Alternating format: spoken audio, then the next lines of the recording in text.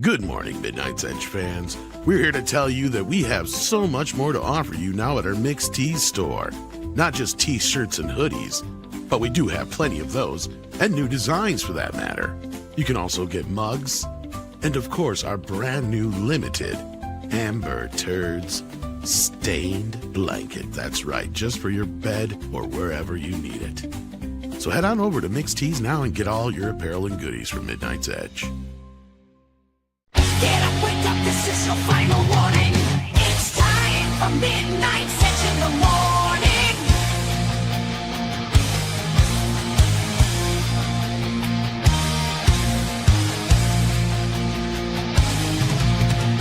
The gang is ready to go and it's time for the show.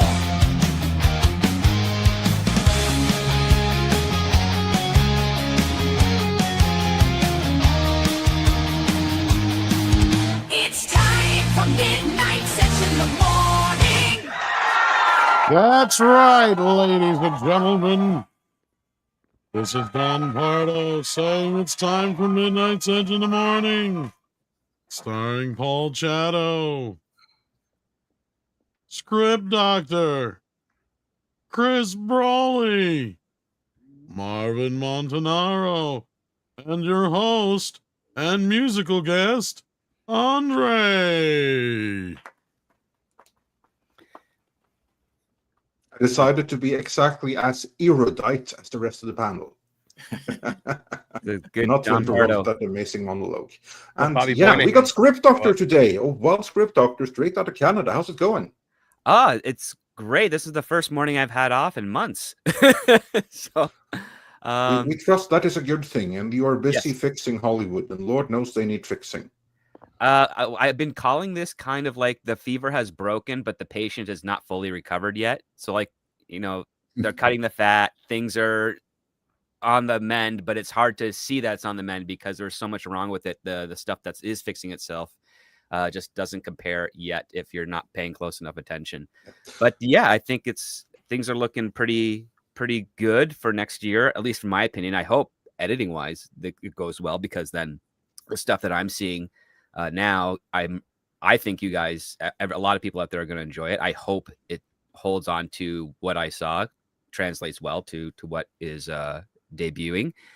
But yeah, I'm happy to be here. I also like to comment on the cartoon again because it's been a while since I've seen it. But the fun fact is both Andrea and Tom wake up at the same time, but they are literally 7 hours apart. So yes, they are actually waking up at the same time.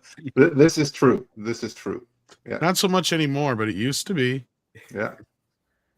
Now that we switched the morning show things, I'm like actually on what's called a normal schedule for normal people. Yeah. Meaning Tom is technically sleepwalking or sleep streaming right now in this moment. Sleep air quoting. Yeah. But Pretty good much, morning, yeah. everybody. Yes, indeed. And we're happy to have Script Doctor along with us. And we're glad that Paul is feeling better, of course. And Chris and Marvin are here as well. And this is a stacked panel this morning. We got a lot to talk about because Warner up for sale. We're going to talk about that. What's going on with James Gunn and Constantine 2 and some other stuff going on here. So, Andre, why don't you get us kicked off with some super chats here? We got Packing Protons, who says with $1.99, bought some WD stock. See how it goes. I know some people who have actually benefited quite a bit from that. We're going to get into Yeah. that a little I bit. rocked it. Yeah. So, We do not give stock buying advice on this channel, as we are not certified financial advisors, although some of us do have a background in finance.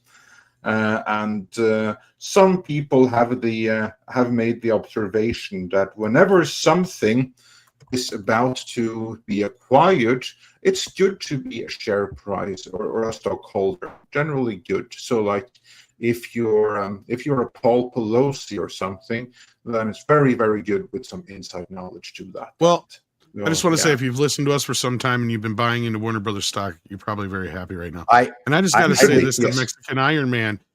You should have listened to me. How many months ago when they downgraded this crap and and the stock was all like cheaper than hell, and you and I both said this is bullshit, and I told you let's buy in some stock. We should have bought in. We'd be rich. Anyway, Paul, you were about to say something. I was just going to say that I will make a stock suggestion. Buy Standard Oil. I'm expecting a big turnaround. Well, first it has to come back into business, but then I'm expecting a big turnaround. Yeah. And Also, again, get some Blockbuster while you're at it. Yeah, I got- Blockbuster and IBM while you're at it too. Yeah. Yeah. Well, of course, back in the day, IBM, but not so much anymore, probably. But Grand Admiral Adam. Anyone else disappointed that Andre didn't have a more Viking-like beard and hairstyle when he showed up on screen? Well, I mean, Well, You gotta grow it I out. don't have a Viking style beard in my avatar. I also had. Look. I always had like a Viking style. I'd like. we do Viking have beard. what, a 15% to 25% female audience. We can't scare the women. Okay, we can't scare the women off. If Andre were to come out here in full Norwegian Viking mode, all the women would just freak out. Have you ever been to a Beatles concert? That would happen. Yeah. Okay, watch the footage. You see women just losing their mind, going. "Ah!" I'm going to That show would happen. something fun that people that follow me on Facebook will have seen before, but others not so much. Look here, that's my avatar. Now we're going to do something. We're going to do something really, really fun. But again, it's nothing anything secret or anything like that. Many people have seen it before, but look at my picture, and Oh, boom, it's a literal paint over. Yeah, actually, you used to use that picture. I did. It's a few. Yeah, it's people a forget few, that. that's old. I don't like. It was brand new when the channel started. In my defense, like for instance, when we did the avatar, it was like the most recent picture. But it's been Is a that- few is years. that a glass maybe of- 6. Is that a glass of Cavassier, wine, brandy, scotch? What do you got there? Cognac? Cognac. Okay, very good. Yeah, cognac. I didn't I'm a like cognac. that does. era when you wore the pussy hat. That I didn't. No, think that was worst Andre era ever. that was None a of us very like bad it. Andre era. Really, but really, like I've so that picture, it's a few years old. But if I lose a little bit more weight, I'll look exactly like it. So maybe we'll work something out with black-footed supplements. That would be good for Yeah, I mean, and like I'm that. working on that myself. In fact, I think I've lost like 5 pounds in the last few weeks. Yeah. The Sumerian Learn says boxing afterwards. So yeah. it's October. So, what is everyone's favorite horror movie? Oh, this is a loaded question. Oh, this is a great one. Let's begin Loaded with Chris. Let's begin with you.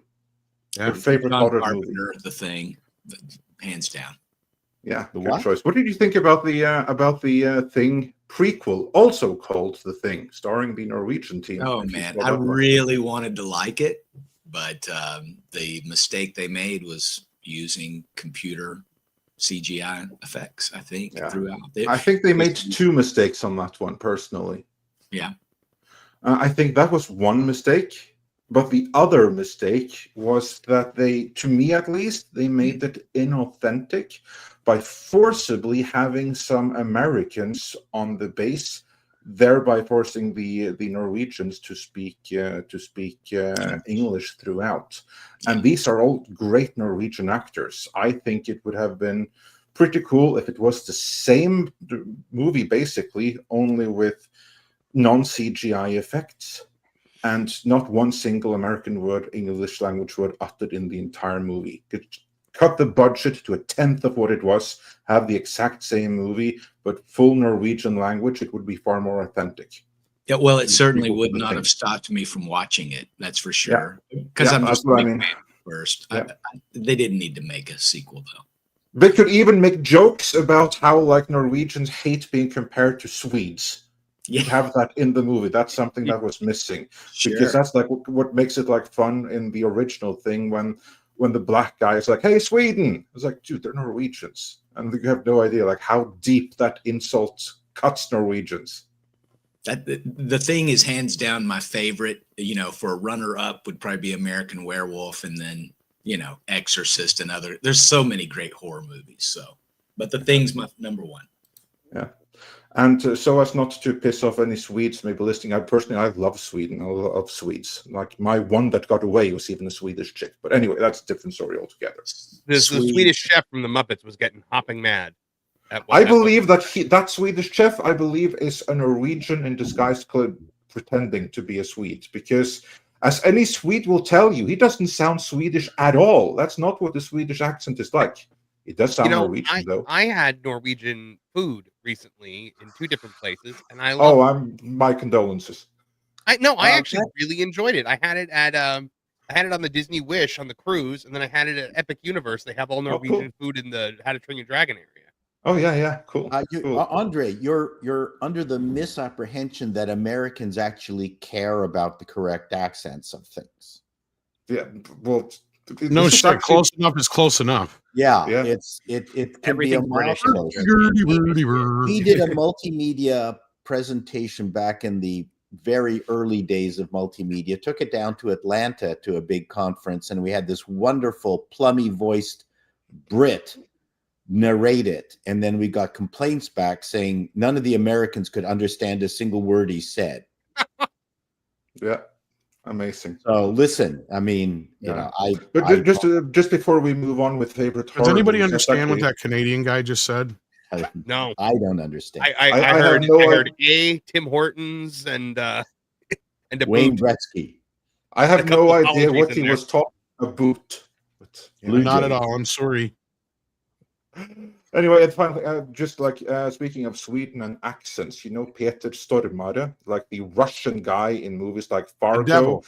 and the Devil, Constantine, and He's also the Russian cosmonaut in a Russian space station in Armageddon. That guy is actually Swedish, and all of the late 90s and early 2000s, he was Hollywood's go-to guy for various assorted Eastern European mobster and other gangster. And the reason he got this is because he was an expert in Eastern European accents. Needed a Serbian accent, he could do it. Ukrainian, no problem. Russian, don't sweat it. His actual secret, he couldn't tell those accents from each other himself. But he knew neither can the people who were doing the casting. Yep. Look at the movie The Last Geisha. They were all Chinese women. Exactly. Does anybody understand what Andre just said?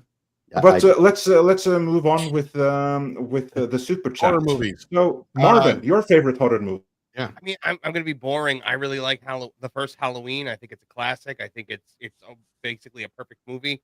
But I'm also a big Freddy Krueger fan. So I was like, actually, this is going to sound terrible from like horror purists, but like, I love Freddy versus Jason. Like I thought. Oh, and then you had to do that. I know. That movie is so fun. But I will say the horror movie that probably scared me the most was the first Saw. I was so unsettled for the whole movie, and then in the end, when everything comes together and you finally get that reveal, I was left flabbergasted. But I'm not a huge horror guy, like as far as movies go. I like things like Halloween Horror Nights and stuff like that. But my horror movie education is sorely lacking. Yeah. Did script go yet? Nope, No, not yet. mine is The Omen. I love that movie. Yeoman. Ooh. Yes. I forgot I Directed saw by that. Richard Donner. Go watch it. Enjoy yourself. Get creeped out. Yeah. Do you like Also, all three of them, Ju-on. Script? Do you No. like all three? No, just the first one. Just the first? Okay. Yeah, I haven't seen the slicing- prequel the that came out slicing last glass. year yet. 3. What world are you living in? There's like 4 of the original and a remake, I think. There's only three. No, there's Are only you sure? Yeah, well, I mean, there are others that take the name, but Yeah, but they don't. Yeah, kind of like Pink I Panther. was gonna say I right? got a box set that says otherwise. Yeah. The third one's got a couple of moments in it that are super. That's the one with creepy. Sam Neill, right? Yeah. But the first I one, also, by the way, love Ju-on, the Japanese version of The Grudge, or the Japanese movie that Yeah. The Grudge is based off of. That movie is terrifying. All right, Yeah. Paul. As you know, I'm a big horror fan. Yeah, I know. I was waiting for your wife to whisper you the answer. I would consider Alien a horror movie. I was ready to run out of that. Certainly The Exorcist. The very first movie that I actually did leave screaming, my 10-year-old self, The Blob with Steve McQueen. That. Can you let me answer my own fucking questions here? No, I just I'm told you. coming to What that. did she say? I'm more interested in what she said, Paul. Jesus. Tell us what she said. It is frightening for Steve McQueen to So, pretend to be a but teenager in that movie. my top horror movie of the few that I've watched is the Roman Polanski's The Tenant. Nice one. Good choice. Wow. Yeah. That is Very good choice. one creepy, disturbing movie. Yeah. That's a great movie right there. I give you credit for not Absolutely picking is. Rosemary's Baby instead, the obvious one. Yeah. No, Yeah. I'm picking The Tenant. Polanski had so many great movies. He's such a I still love you, dear. Yeah. Well, and, everybody's picking on my favorites like Nightmare on Elm Street, of course, and The Exorcist is probably the all-time one of my favorites. Jaws, I guess you could say, because would you consider that horror? It's more summer. I would. But man, so now that all the good ones have been taken, where do I go? Sleepaway Camp. No. Don't tell mom the babysitter's dead. Seed of Chucky. What? Oh God. The John Waters Chucky movie. That's right. I'm surprised No. you didn't go with Grifters. No, there's a ton of them. Like, that's the thing is I love rubber creatures. So there's Critters, there's Ghoulies, Gremlins, of course, being the original one that kicked that whole thing off. But yeah, there's even Munchies and a few other ones. Hobgoblins, if you really want to get into some creepy crawly creatures for Halloween. Definitely good ones. But Andre, what about you? I'm sure you've got some Norwegian stuff that would make people puke. So yeah. Well, puke and laugh. I mean, there's of course Dead Snow, right? Which many have seen because it's like such an international cult favorite. That's a very cool movie, but it's not something that I would say is like my favorite horror movie. I'm gonna have to actually give 3 because they're so different. One is Hellraiser because of its just the whole atmosphere, visuals, and everything. In terms of like what freaks me out the most, in terms of like something supernatural, Insidious. And in terms of movie, I just think is outright most scary because it's so realistic. Gone Girl. With that psycho chick who's trying to basically frame Ben Affleck. Showgirls is my choice. There we go. Absolutely Yeah. frightening. But there are so many cool ones. So many. That was a line from Scream 2. Yeah. Well A movie played. you- No, I don't really see, but yeah. And then Chuck Norris kicks Kurtzman's ass, wonders for 14 South African runs. Script, what are you hearing about future of Star Trek? Nothing. I mean, we got Academy coming out, which does not look that great. I haven't heard any scuttlebutt about any of the productions going on up here for Star Trek after what they've just completed. Except for the fact that I think the cast of Strange New Worlds is eager to stick with the series as long as they can because they like working. So there's And they that. also like the steady paychecks. There's that. Can't fault any actors for that. So Pretty much, yeah. Sorry. I mean, there's not really much movement over on the secret hideout side of things. I don't know what's going on over there. I know after with the regime change kind of coming into effect, things are subject to change. As with any time a new head comes into a studio, there's a lot of cleaning house. So we can cross our fingers that might be Kurtzman, but I have my reservations on that. yeah. So in other words, Script Doctor has heard that Star Trek takes place in the future. That's about the extent of it. Yeah. And as we've said before, I don't even know if the people involved know what happens at this point in time for sure. Certainly no one else does. And then Mike in Ayers Bless you. says for $4.99, what will Sony and Disney's relationship look like if Sony outright owns DC? Spider-Man can't show up in the DCU, but maybe not the MCU anymore either. Now, this is something that brings us a little bit to the main topic, which is about Warner Brothers being sold, or in the market to be sold. And many, many different parties have thrown themselves in the ring for that. I don't know how serious it is, but one of the names that's being mentioned and speculated by the press, of course, is Sony. Now, Sony, they don't own Spider-Man, but they have the license for the Spider-Man movie rights for as long as they own them. What does this have to, or how would that influence owning DC? Would that mean anything? Of course, I know the answer to that, but I'd love to hear what the rest of the panel thinks. Chris, let's begin with you. In the hypothetical event, this is pure hypothetical, because of all the parties who have been named to buy Warner, I would not put much faith in Sony. But if that were to happen, hypothetically, Chris, what would that mean for the future of the relationship with Spider-Man and Marvel if suddenly Sony were to own DC? I just think they would try to make as much money as they can. Marvel and DC have done these before. They've done these crossovers. Did one recently. Yeah, and they're doing one like right now. I think they just had it's coming in soon. It's in development. Yeah. So I think it would just, they would just figure out how much each percentage goes and make that money is what they would do. I don't even think they'll have to wait until Sony outright owns DC. I think there's actually been some chatter about having some sort of crossover. Who knows? I think it won't happen until Marvel and Disney realize that Doomsday is a disaster, and then they might rethink their decision. But it could happen. And Sony purchasing Warner Brothers, since we've heard that now Warner Brothers is officially up for sale. I mean, everybody's got a price, right? I don't think there's I was no going to say difference than any that's other studio. Yeah, they never officially put themselves up for sale. In fact, if you look into the original thing, these are all unsolicited offers, and yeah, they just came in after David Ellison decided he was going to start doing this. I think So, aside from SpaceX, name a company that won't entertain an offer to buy. right.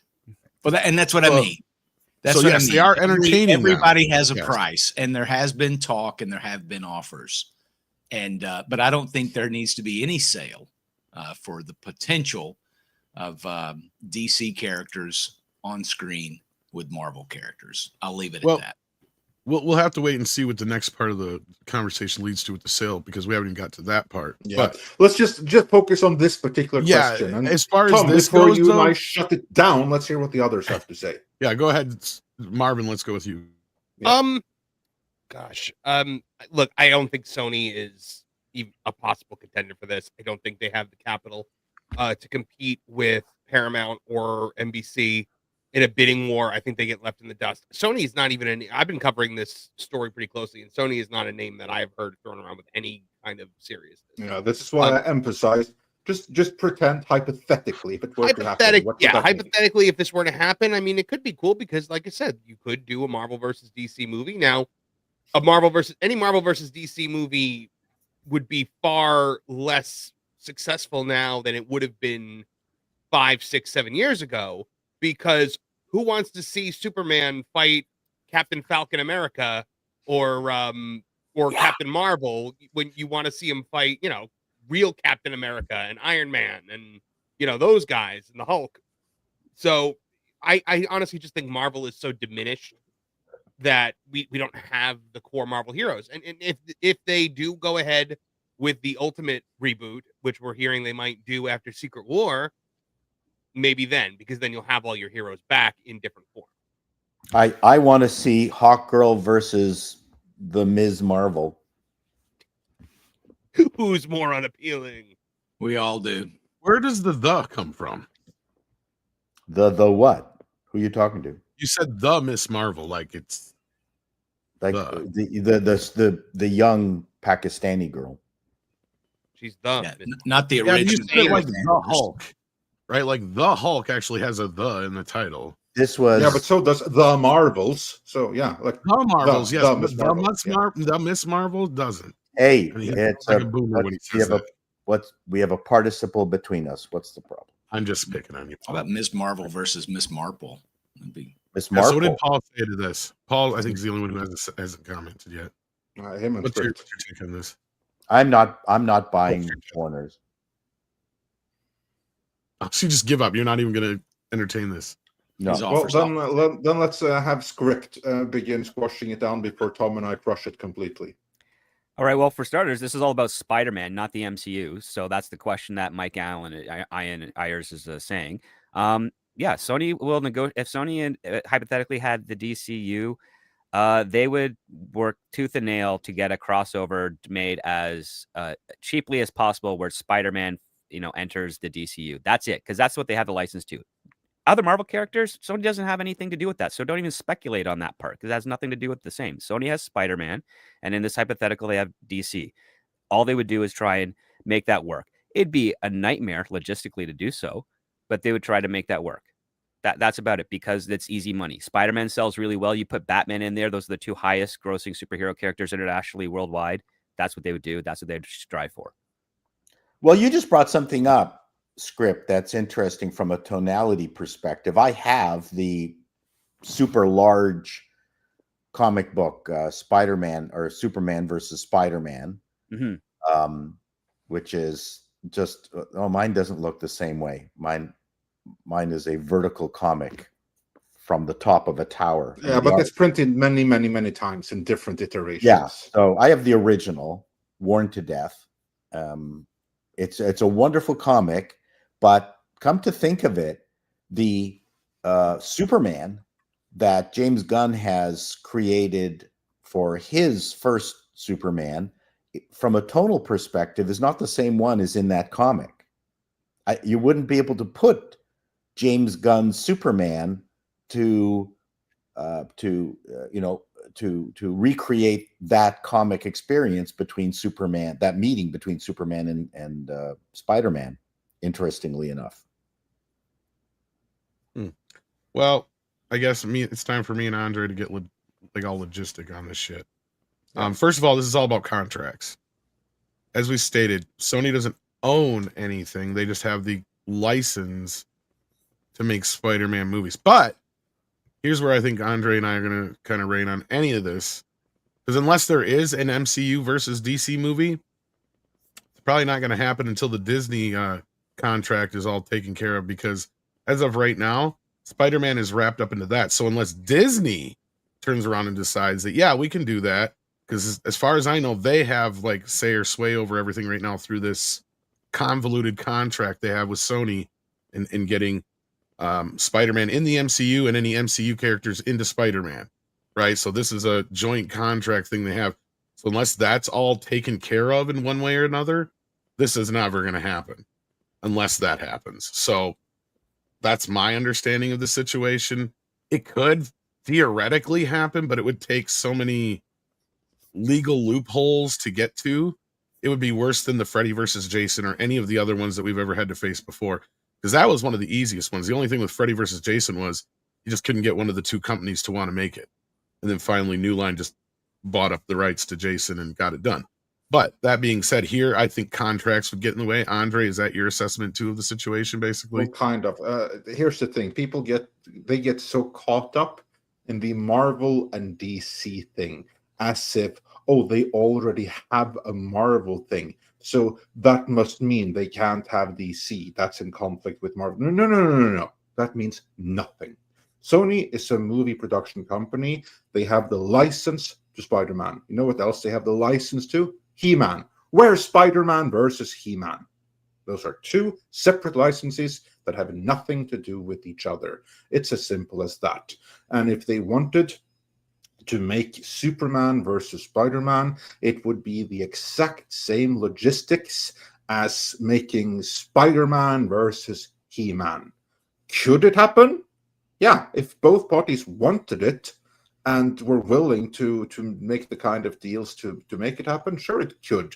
You could cross over He-Man with Mortal Kombat if you wanted to, if there was a will to it, right? But it doesn't automatically mean it's going to happen just because one party suddenly owns DC and has a license to Spider-Man. They're still two completely separate things belonging to other companies. So there's no conflict of any kind, and there's no shortcut or pathway to any crossover either. There's still many other companies and interests involved, so it's not going to happen unless there's a will. It's a 1 in a million thing, and if that were to happen, if Sony were to get DC, then things would carry on exactly as before. DC would still be run under James Gunn. Spider-Man would still be in the MCU, and never the two shall meet. That's what. Unless, like I said, they do actually. Work Unless they something do out. this, yeah. Yeah, But again, and that would that be only comes into play. Yeah. Yeah. That would be you can bet akin dimes to, and dollars. again, Sony would be he asking yeah, for go that every day, multiple times a day. Let's get this Yeah. made. yeah. And he could ask as much as he wants because he would need other parties to sign off on it. The sad part is, I think Marvin was most right with the whole fact of who wants to see this crap anymore anyway. This is the sad part about this is Freddy versus Jason might be one of the exceptions to this because that was, something that actually blew up when it came out compared to this kind of stuff. At this point, who cares? Like, if you wanted to do a DC versus MCU movie, the time had passed 5 years ago, right? Nobody gives a shit. It's kind of like back when the Universal horror movies had completely lost their luster, and you started doing Abbott and Costello meets Frankenstein. That's the level of series. That's kind of where we're at, exactly. Except Yeah. for Spider-Man. Spider-Man still makes money. Makes lots of money. Right. And again, it's not about MCU, as the question says. It's about Spider-Man. Yeah. And Yeah, so if but Spider-Man same mixed deal. with Batman, that's something Sony would love to do in this hypothetical. And again, they would go back to like comic crossover contracts and say, can we use this as a template for the film rights and for film distribution? Yeah. And they would Spider-Man fight has tooth and crossed nail over for with that. Batman in the past, comics and stuff like that. Oh, absolutely. All these guys generally have. Oh, I guarantee you, Sony would love to do it, but they would still need both Marvel's and DC's sign off. Well, no, actually, they wouldn't, but they would still need Marvel's sign off to do it. So it's still a complex legal thing. So again, it should happen, yes, but the whole premise is DC and Warner falling under Sony ownership. That's not going to happen. Mm-hmm. No. Mike and Ayers says, "What will we read this one? Didn't we? You did this one. Yeah, this is the one. Yeah. This is the one. Okay, so Chuck Norris says, let's discuss that's canceled Star Wars film and Fallout. Well, we're going to get to that. Actually, that's in our stories. We got to get to that here in just a bit. Dark King says, breaking news: Saudi hedge fund has launched a takeover bid for Canada. The current offer is at $100. Tim Hortons gift card for every Canadian citizen. Too bad Paul didn't hear this. I don't think he's here. Sold. Free bubble gum for every Canadian, and stick his coupon to Bennigan. South Park, nobody? Evidently not. Evidently not.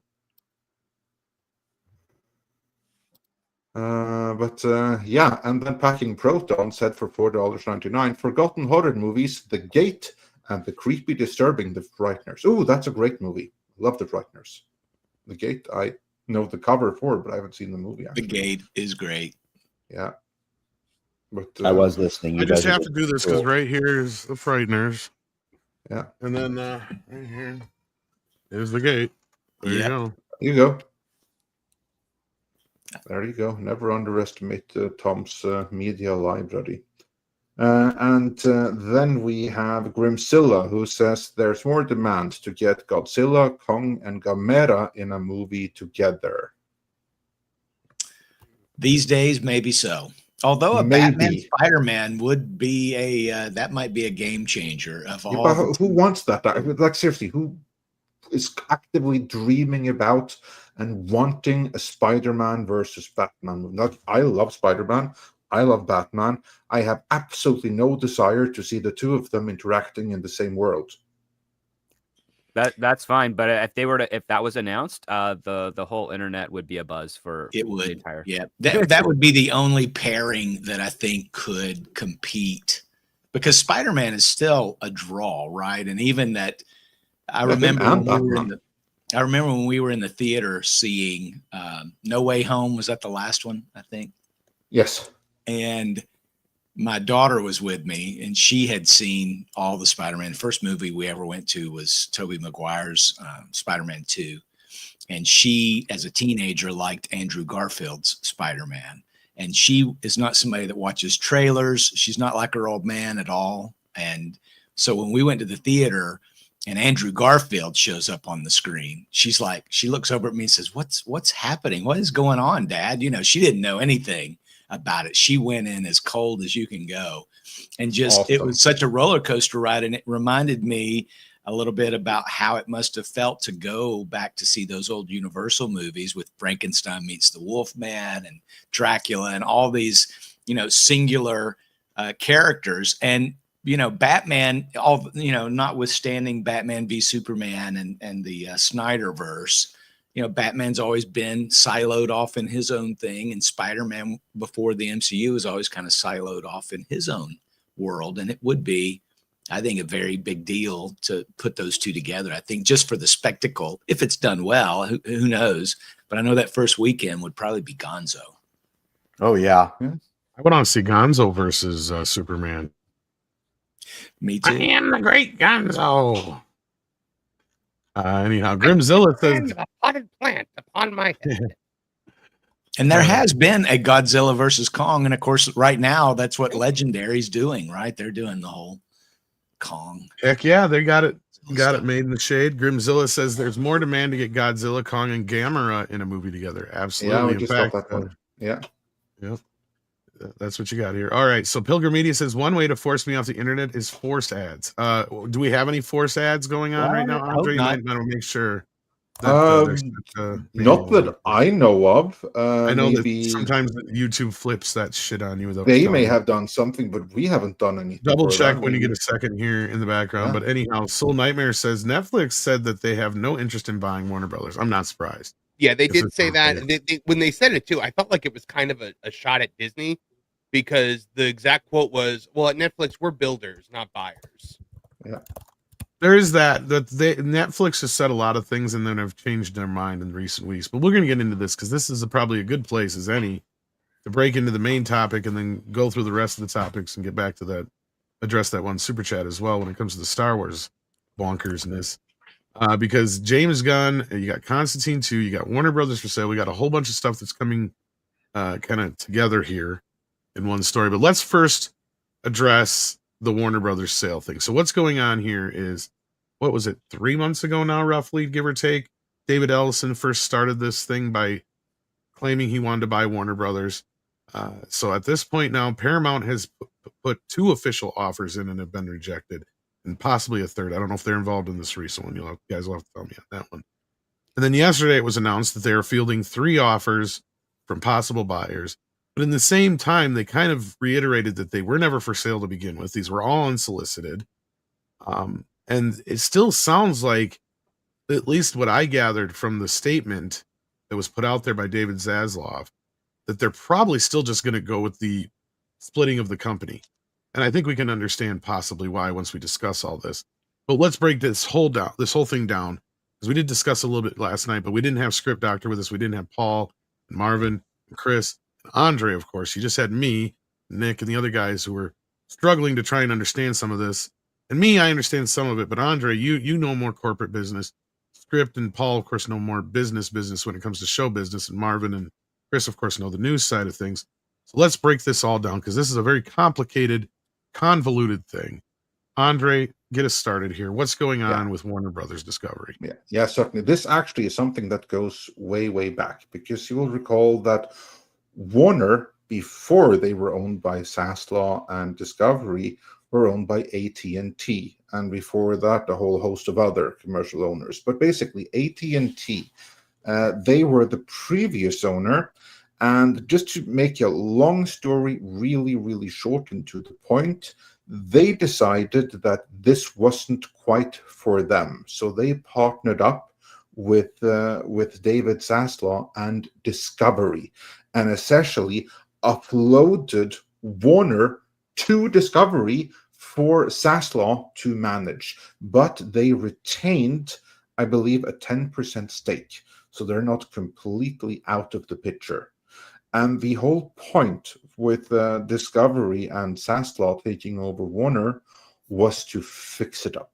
They saw it as a fix-em-upper, to fix it and flip it. Yeah, like David studio property Zaslav, brothers. yeah, so they never really got it to keep it, but to fix it in a way that AT&T couldn't. Well, and now, to be fair, oh, sorry, go ahead, Andre. yeah, and now the time has come to flip it, because now they have done quite a bit of fixing. And for those that haven't gotten the memo, and I'm not surprised if you haven't, because the Hollywood trade has been very careful of hiding this, but Warner is the studio that's actually doing the best this year. Yep. So now is Which the is time. why I think that the whole thing was prompted to begin with Ellison, and that's what I've been saying for a while. And again, it's easy to see why people think that from headlines like this, but they are technically just fielding these offers still. Yeah.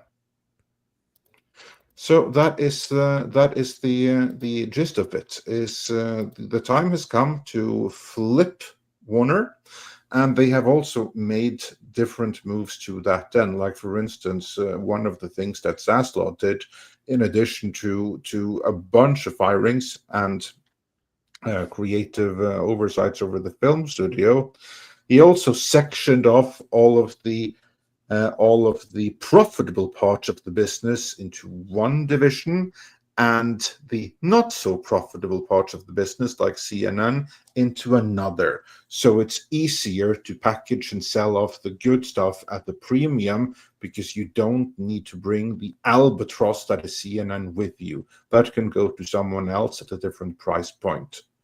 So yeah, this is the idea. Now the time has come to flip. Marvin, anything you want to add to that? Because I know you've been following this as a journalist. Yeah, I mean, we've been covering it pretty closely. You pretty much hit the nail on the head. Zaslav sent an internal memo to all the employees, just kind of telling them about this as well, basically saying that they are, considering all offers, but the plan going forward is just to is to still split the company in the future. Now, it also came out, and we have an article on that Park Place coming out later today on this, that that Paramount made a second offer that Warner Brothers rejected. So that offer was reportedly, the first offer was $20 a share, which Zaslav laughed out of the room. He wanted 30 for just so it was $20 a share for the whole company. He wants 30 for just Warner Brothers and the streaming, the studio and the streaming. They fired back with 24. Warner Brothers left them out of the room again. So, basically Zaslav is kind of throwing the gauntlet down. And I think Zaslav knows, despite what the trades are saying, that they have a strong position, because they are controlling costs. They are putting out movies that are making money. They are the first studio in years, maybe even ever, to have 7 movies open, I think over $40 million or something like that at the box office in a row. So, I mean, they're having a really good year. They're not seeing the massive highs of like $1 billion Lilo and Stitch movie, but they're also not getting the massive losses of a Tron, of a Tron Ares, which is, going to lose a couple $100 million.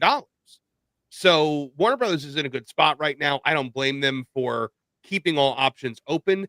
But the one thing to consider on this one, Andre, is if Paramount or Comcast get their hands on this, they become an IP powerhouse that can rival Disney. And I think that's important to remember.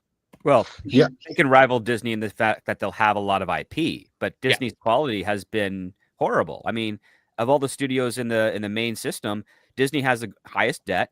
It has the worst performance with regards to critics and return. Like Warner Brothers stole their crown of Hollywood about 2 years ago almost, and they've been running it since. And part of me suspects that all of these bids that are now being publicly released through the trades is Zaslav's way of basically saying, hey, Wall Street, you've been suppressing my company since I took over in the stock market, and now I'm going to force your hand and start releasing that people are interested in buying Warner Brothers so that that stock price can go up to where it should be, which should be around $75 a share. That's what it should be. It's not there, and it hasn't been there since Zaslav took over, and he's done everything right. He's cut their debt in half since he took over. They're now like what 38 billion in debt, as opposed to like the nearly 70 when he acquired. That's the pretty company. impressive right there. Yeah. And you have these weird pundits online saying, man, Warner Brothers is a massive debt. No, they're not. Not in comparison to the other studios out there that are doing way bigger productions and having way more problems. Like Zaslav's doing everything right.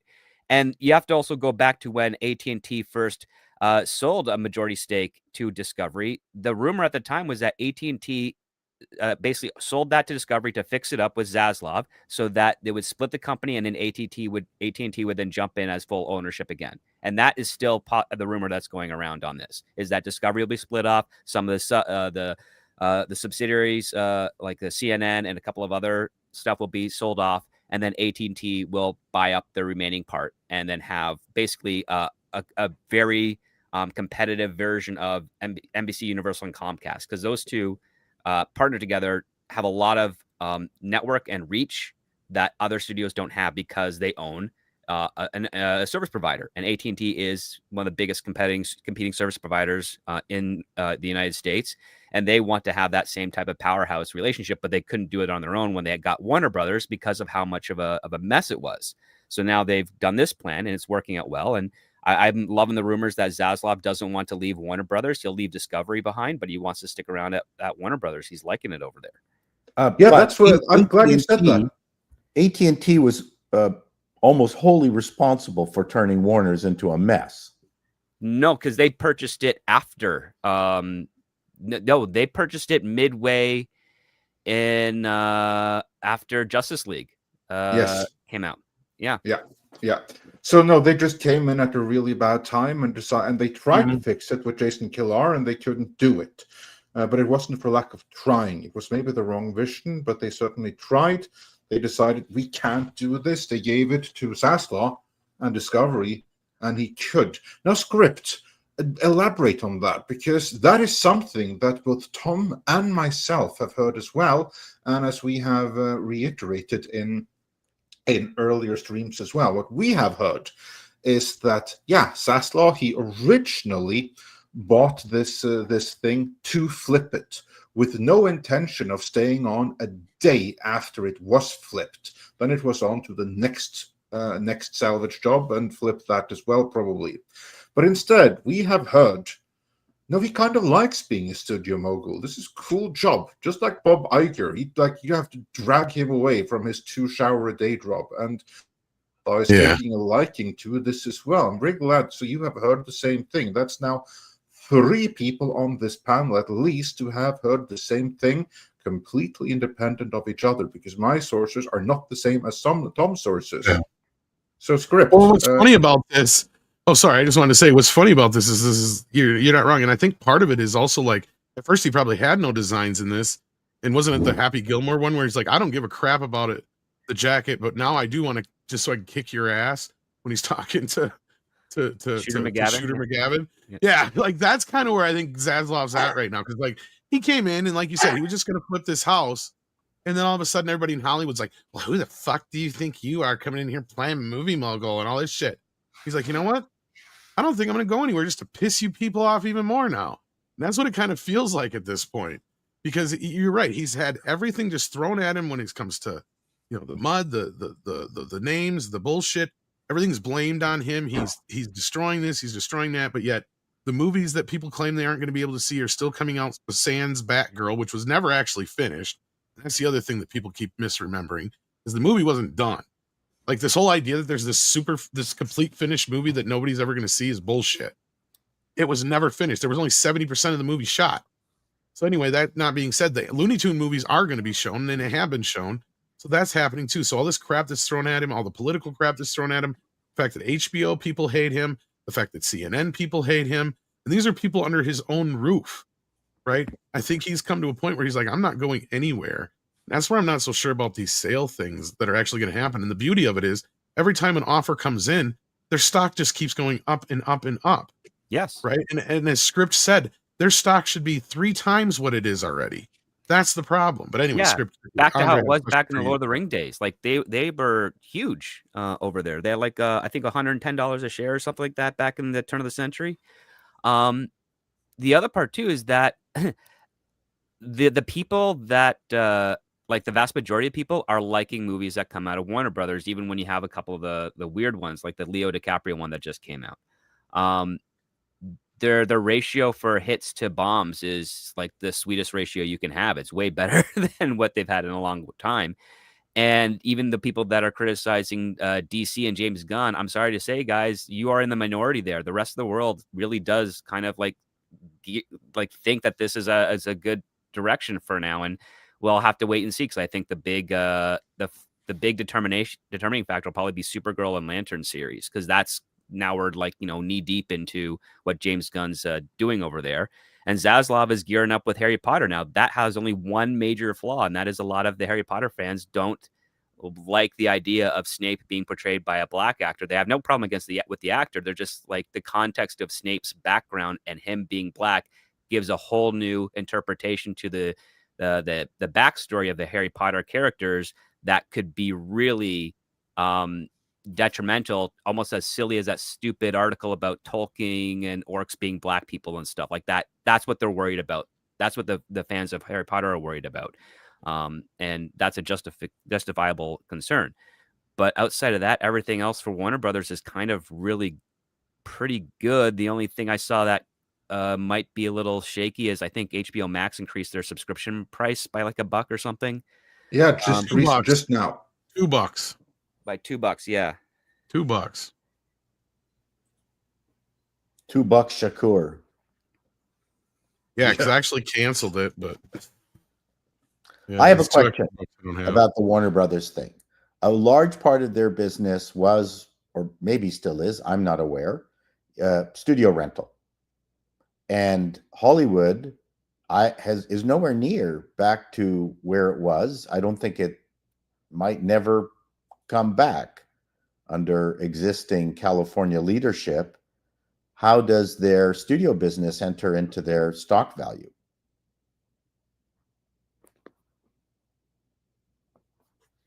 Script. Any thoughts on that? Anyone Oh, know? Sorry, someone's just calling me up. Could you repeat the question, please, Paul? No, like Warner Brothers for the longest time has been the production studio for an awful lot of everybody else's stuff. Oh, for TV, yeah. For TV, well, movies too.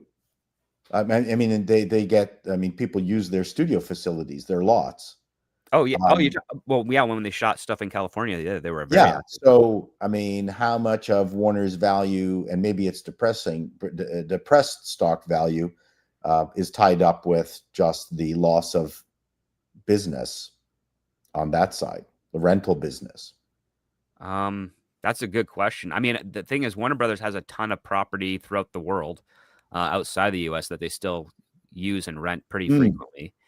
But I mean, whatever their Warner Brothers is facing negatively on physical rentals of their studio lots is probably fairly equivalent to Sony and Paramount and Disney and even to Amazon to a degree. They have a little bit of property, but Amazon rents a lot of stuff, but they don't shoot in California either. In fact, like the last couple of things I've been working up here are Amazon productions, and they're renting Warner Brother lots and CBS and Paramount lots. Did Disney inherit Fox's lots when they? I believe so. Yeah, I believe so. Yeah. Although there is still the production company, 20th Century. 20th Century Studios is the managing operator of all. Yeah, they're technically no longer Fox. The Fox part is now owned by Murdoch. But yeah, Fox I know, and it's Studios all confusing. over the place. Yeah, I know, and it's stupid and confusing. And that's where I was like, if you pay that much money for something, I'd think the Fox name should go with it. But that was something I brought up back in the day. But you are right, Paul. And that's the thing, because I'm being accused of only focusing on the movies. Well, here's the parts that's not the movies. And this is why Zaslav is talking about splitting up the company. We do have another guest joining us here. So I'm going to try and keep this quick. People forget that not only do they do what Paul just said, they're one of the biggest studio facilities as far as actual studio room, right? Where people come in and rent out their studios, whether you're, Paramount or Universal or whoever. And Paramount's actually been buying up a bunch of studios for that reason in the last few years. Script can speak to more of that if he wants to. But anyhow, like, yeah, so that's a big part of it. But the other big parts of, the company was when Discovery became a part of the mix. Warner Brothers already was I believe, the biggest television producer in Hollywood, which is also what Paul was bringing up. But once you added Discovery into that mix, that made them like a super, like they're the biggest by far. So this is where I think issues are going to come into play with Ellison and all that stuff, unless Warner Brothers, being a Canadian company, will play into this, because at that moment, if Paramount soaks up Warner Brothers, they will have more television. They'll have more than half the television shows that exist. And the same thing will happen with music. So that's the other thing people don't understand. Warner Brothers is one of the only music companies still standing. There's only three. And guess who's the other one? Sony or Sony, BMG, and Universal. So that kind of kicks Universal out of this, because if Universal gets in the mix for this, then they'll end up owning over half of the music in the world. So we're looking at a lot of monopoly issues in this situation with some of these people buying it. So it seems like the only ones who could kind of come in and cleanly buy this, unless the Canadian company part has to do with any of this, would have to be like Netflix or Amazon or Apple. Like, that's the kind of situation we're at right now. That's sort of my question. Any of the other studios can buy them because there's going to be monopoly problems, I believe. But that's my question. That's my question. We got Scribe Light joining us. So yes, so we don't Scribe. know. Hey man, no. So we don't know who the other bidders are. We know Paramount's made a couple of offers. Paramount's last offer was, I think, for $24 a share, and right now Warner Brothers is sitting at 20 and some change in share. It went up a couple of bucks, and that was rejected, which I think is what sort of kicked off this strategic review. But I think Scribe's on to something, that you have Warner Brothers Discovery shares are at around 20.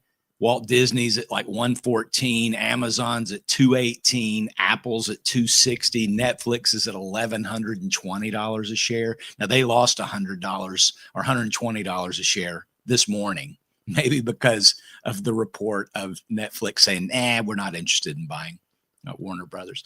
But I wonder if you're onto it, Scribe, that really Zaslav just knows Scribe just showed up. Yeah, sorry. It's just worth more. It's worth more than this $20 a share. And if they're going to turn down a $24 a share bid, I wonder what he thinks it should be worth. The only other player out there that I think could even consider being a potential buyer that hasn't been mentioned is probably Comcast. And I don't think they're in any position, but I wouldn't have thought Paramount was. There have been rumors of Comcast wanting to buy Warner Brothers for like 4 years, but I would say that the best odds are private billionaire. Sorry. Saudi Arabian prince might want to buy Warner Brothers. Yeah. There's other companies like the owners of Walmart might want to buy Warner Brothers if they want to. I mean, there's so many other companies that are not media related that would be able to pull this off, because again, since the Fox acquisition at Disney, a lot of judges who approved that transfer are regretting it, and they can't change that because there's been no appeal to it, because there won't be appeal to it. Why would there be? I do know that because Zaslav is friends with the current president, I'm sure that influence will help any type of sale or split of the company. But overall, I have a suspicion. I have nothing other than my gut. I suspect that Zaslav is releasing this information and making it public because he has been fed up that the stock market has essentially been suppressing his company since he took over. And the one way you can kind of circumvent that is by showing people are actually interested in the company, especially of other people with a lot of money at their disposal, like the Ellison family. Yeah. It's working because it's doubled in the last year, and who knows where it will go. It all depends. Again, if Harry Potter takes off, if the new stuff they're doing with Lord of the Rings goes swimmingly, if DC manages to reinvigorate the comic book franchise, which Marvel has destroyed since 2019, all of those signs should lead to, a nice reflective stock market and value of that company. Now, to be fair, like, there's another side to this too, is it could be shown or argued, and this is, this is true, that they're doing all these things so they can make the company more desirable. Right. And that could be like that. Basically, you could accuse Zaslav of basically baiting all these people into doing this. But at the same time, they're just saying no to all these lowball offers, because that's what Ellison and company have basically offered at this point. is $20 and $24 a share, which is basically where it's sitting right now, right? So like, why would Warner Brothers sell for what their shares are going for on the market right now? And that's where I think it's important with this. And I think they're just going to sit back and keep letting this happen, and then they'll decide to split the company up. Because that's the other problem we're hearing is I don't know how many of these companies are even going to be interested once they split the company up. Because Script, you may know more about what the split's supposed to be, but I don't know too much about it.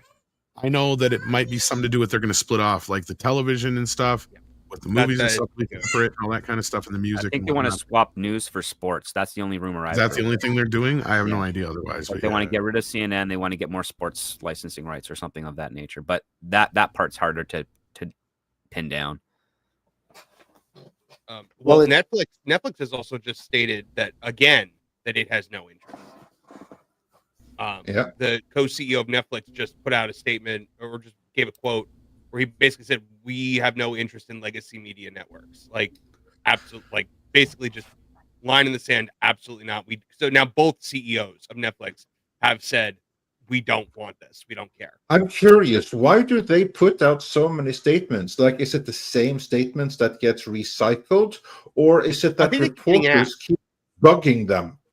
People are bugging I them. think they're sitting for larger interviews, Andre, and they keep getting asked about it, and so like they have to answer at that point. Yeah, probably. Yeah, the only reason they're saying anything is because everybody else has been asking about it, right? You know, Ellison makes this unsolicited offer, trying to be like Elon Musk for Twitter or something, and then sets this all alight. Zaslav just has to sit back and entertain offers, which drives the stock price up. I would be surprised if they did sell. But if I was saying last night, if anybody was going to buy, I'd bet Amazon, because if for no other reason that they can get their whole Lord of the Rings Tolkien expansion package. It wouldn't be allowed. It wouldn't be allowed. It wouldn't be allowed, you think? Why is that? Just concentration. They bought MGM. Like, there's just no way. Well, I mean, I don't know what the line is for monopoly. Right? Well, Warner Brothers is Canadian. Here's the problem. Let me finish. The FCC admitted, or some apparatchiks at the FCC admitted, that it was a big mistake letting Disney buy Fox. Well, FTC, but I mean, since Warner's a Canadian company, does that change the calculus when it comes to American monopoly? Warner's? No, because wasn't Warner's a Canadian company? Am I mistaken now? In its initial, it was originally made as long a time ago, company. back when Seagram's. Well, it was Seagram's, Universal. Penny. They have a ton of property here. All their licenses were registered in Canada, and then they were reappropriated in the United States when they expanded out there.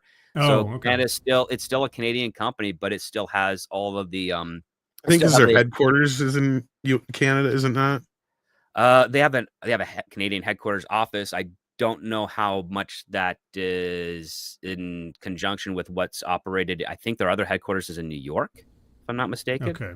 I know, but okay. Yeah.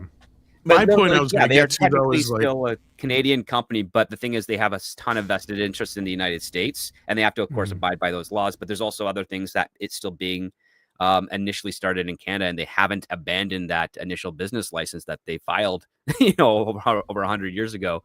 Might give them some extra flexibility. Right. That's what I was saying. And just to kind of what Paul's saying is, I agree. I get what you're saying.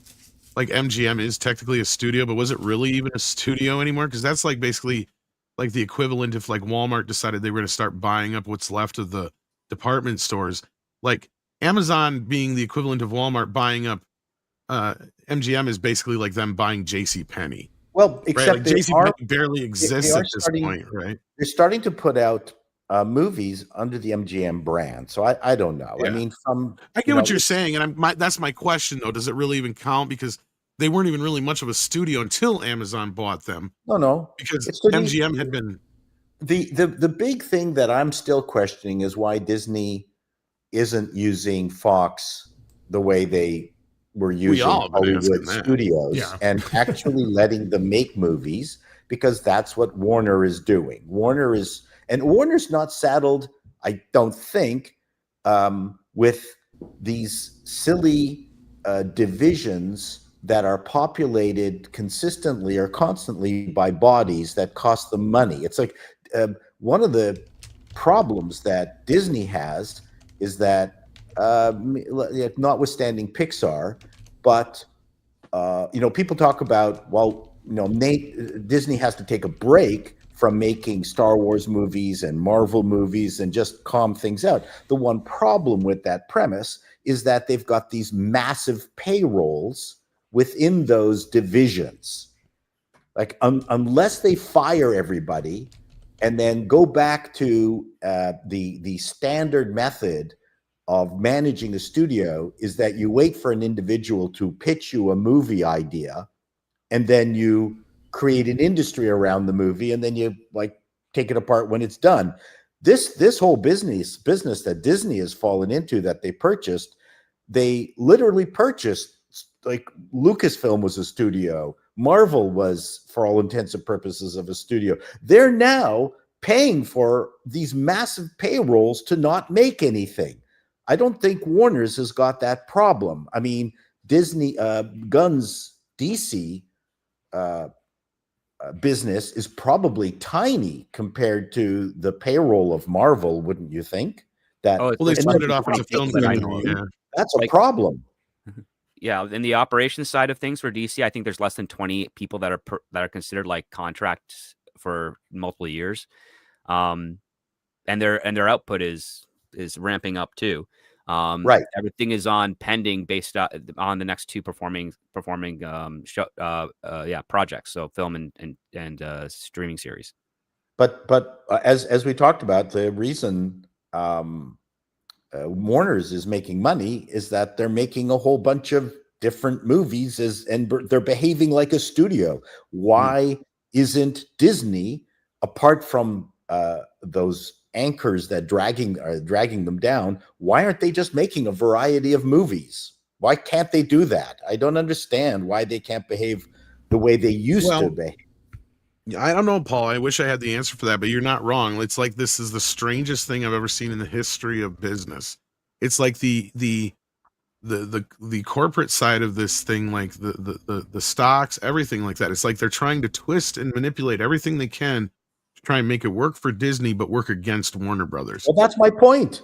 Yeah, and you're not wrong, because I remember, what was it, like 2-3 months ago, when they downgraded Warner Brothers stock, and Mikey and I were just sitting here going, why the fuck are they doing that?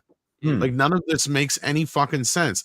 They're the only studio making any money right now in Hollywood. Disney is doing nothing but flop, flop, flop, flop, flop. Paramount barely making any money. Sony is the only one where they're like literally just like this level line, right? Like, they haven't gone too far up, they haven't gone too far down. They've been able to just kind of manage this line, whether they've had a few hiccups here or there. They have a few little bumps up to kind of keep them going. But like, the only studio that's had any major success, and I've even said that the downfalls they've had. In fact, this is covering up for any problems they've had so far with that Leo movie. It has not affected their stock whatsoever, because at this point right now, that's one upside they have, because that's the only thing I could blame Mike DeLuca and Pam Abdi for in the last couple of years. Because Joker 2, as I've said, and the only person who probably hasn't heard me say this so far is Script Doctor, is that every producer in Hollywood, any producer in Hollywood, would have made that same fucking deal, and you can't blame them for that. You can't. You just can't. The only thing you can blame them for is Furiosa and this DiCaprio deal. And by the DiCaprio deal, I don't mean about making the movie itself. That's not the problem. The problem was spending $200 million on it and giving DiCaprio back-end deal. That was the bad deal, especially since DiCaprio hasn't had a hit since Once Upon a Time in Hollywood, and even that's debatable because that was a Tarantino movie. See, that's where I'm sitting here going, these guys have been able to bring together a team that has brought even movies I don't care for. I don't give a shit. Beetlejuice made a ton of money. The Dune films are doing great. They've been behind all these other bigger films like F1. And regardless of how you guys may feel about Superman, it has performed just as good as the classic Marvel films have stateside. And it's the biggest superhero movie this year. So at this point, the only thing anybody else has going for them is Disney with Lilo and Stitch, which has been wiped out completely by all the bullshit that they've put out. Plus, Minecraft movie from Warner Brothers, that was massive. That's what I mean. Yeah, they've had Minecraft, they've had Sinners, which is another one I didn't care for, but it's going to probably bring home some Oscar gold this winter. So yeah, or spring, but yeah. And this is why their stock now is worth as much as it is, and it should be up more. This is why these companies are after them. This is why Ellison wanted them to begin with. And I said this last night. Ellison just wants to be the biggest kid on the block. He wants to go in there and say, I am the biggest studio. I'm the #1 studio. I have the most of everything, right? He wants to say, I have every big toy that nobody else has. Now come at me, Disney. Because that's where he thinks he's probably the only way he's going to be able to compete with Disney. He's probably not wrong. Because that's the problem with this is Disney, as much as they're fucking it up, they've got the biggest pieces to play in this, right? You've got Star Wars, you've got Marvel, and you've got the Disney catalog.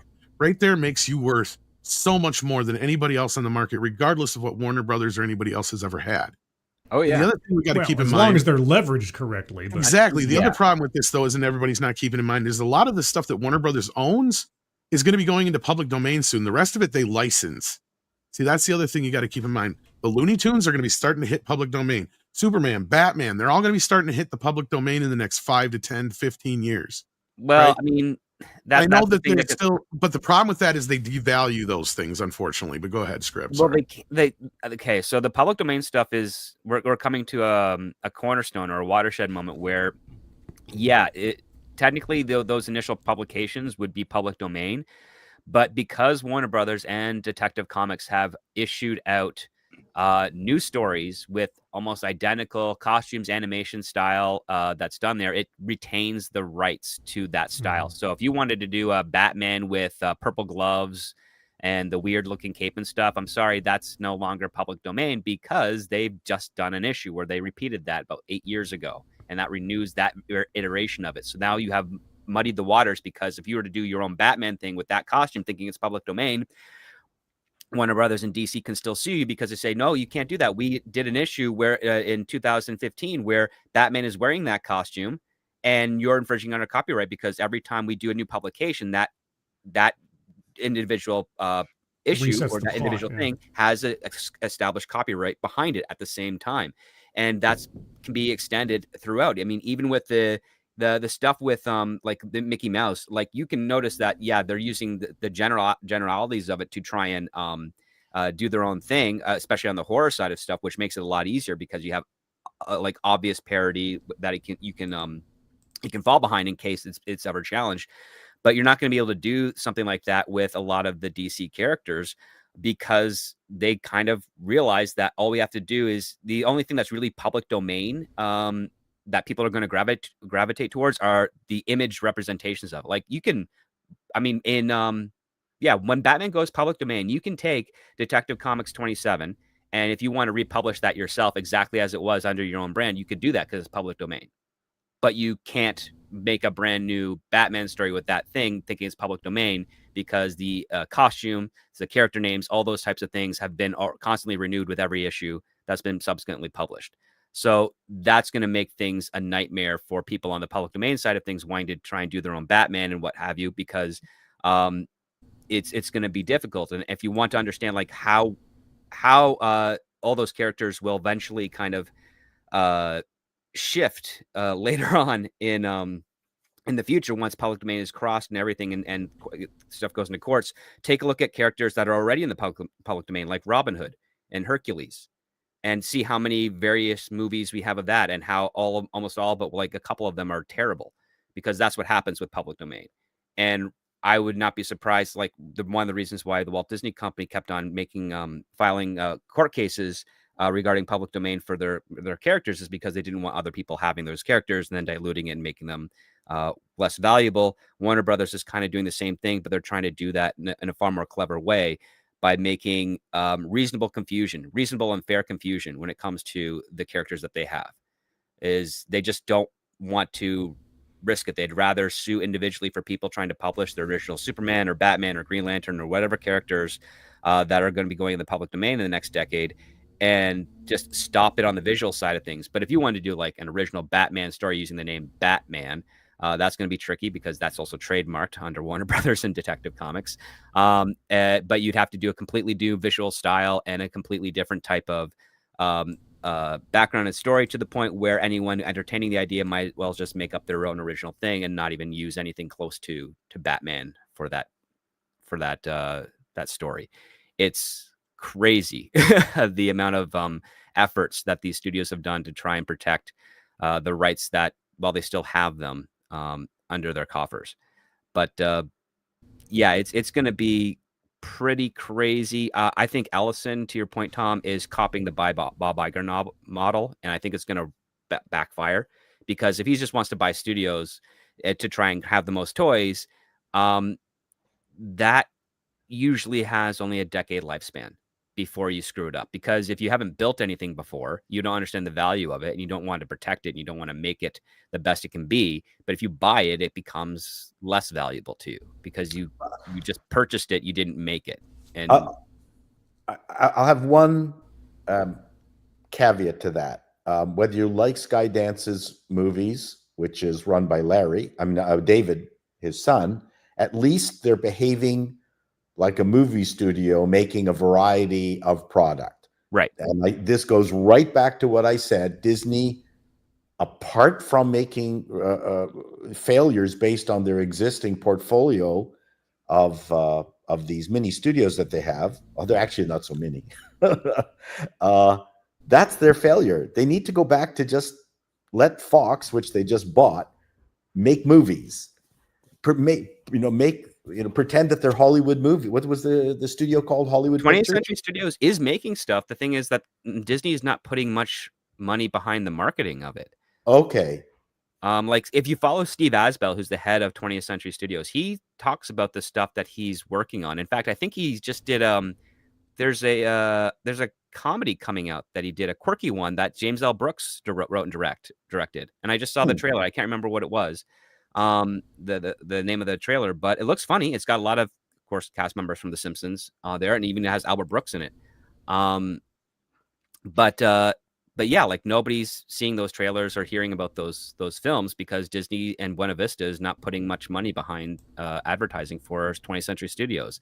It's like a phantom studio at this point. Mm-hmm. It makes stuff, and you hear about it to a lesser degree, but it's never goes on the radar to the broad masses. Well, so my point is that I think you're probably right, because I'm not as knowledgeable about this as you, but at least David is trying to make movies which Iger didn't seem to be that interested in.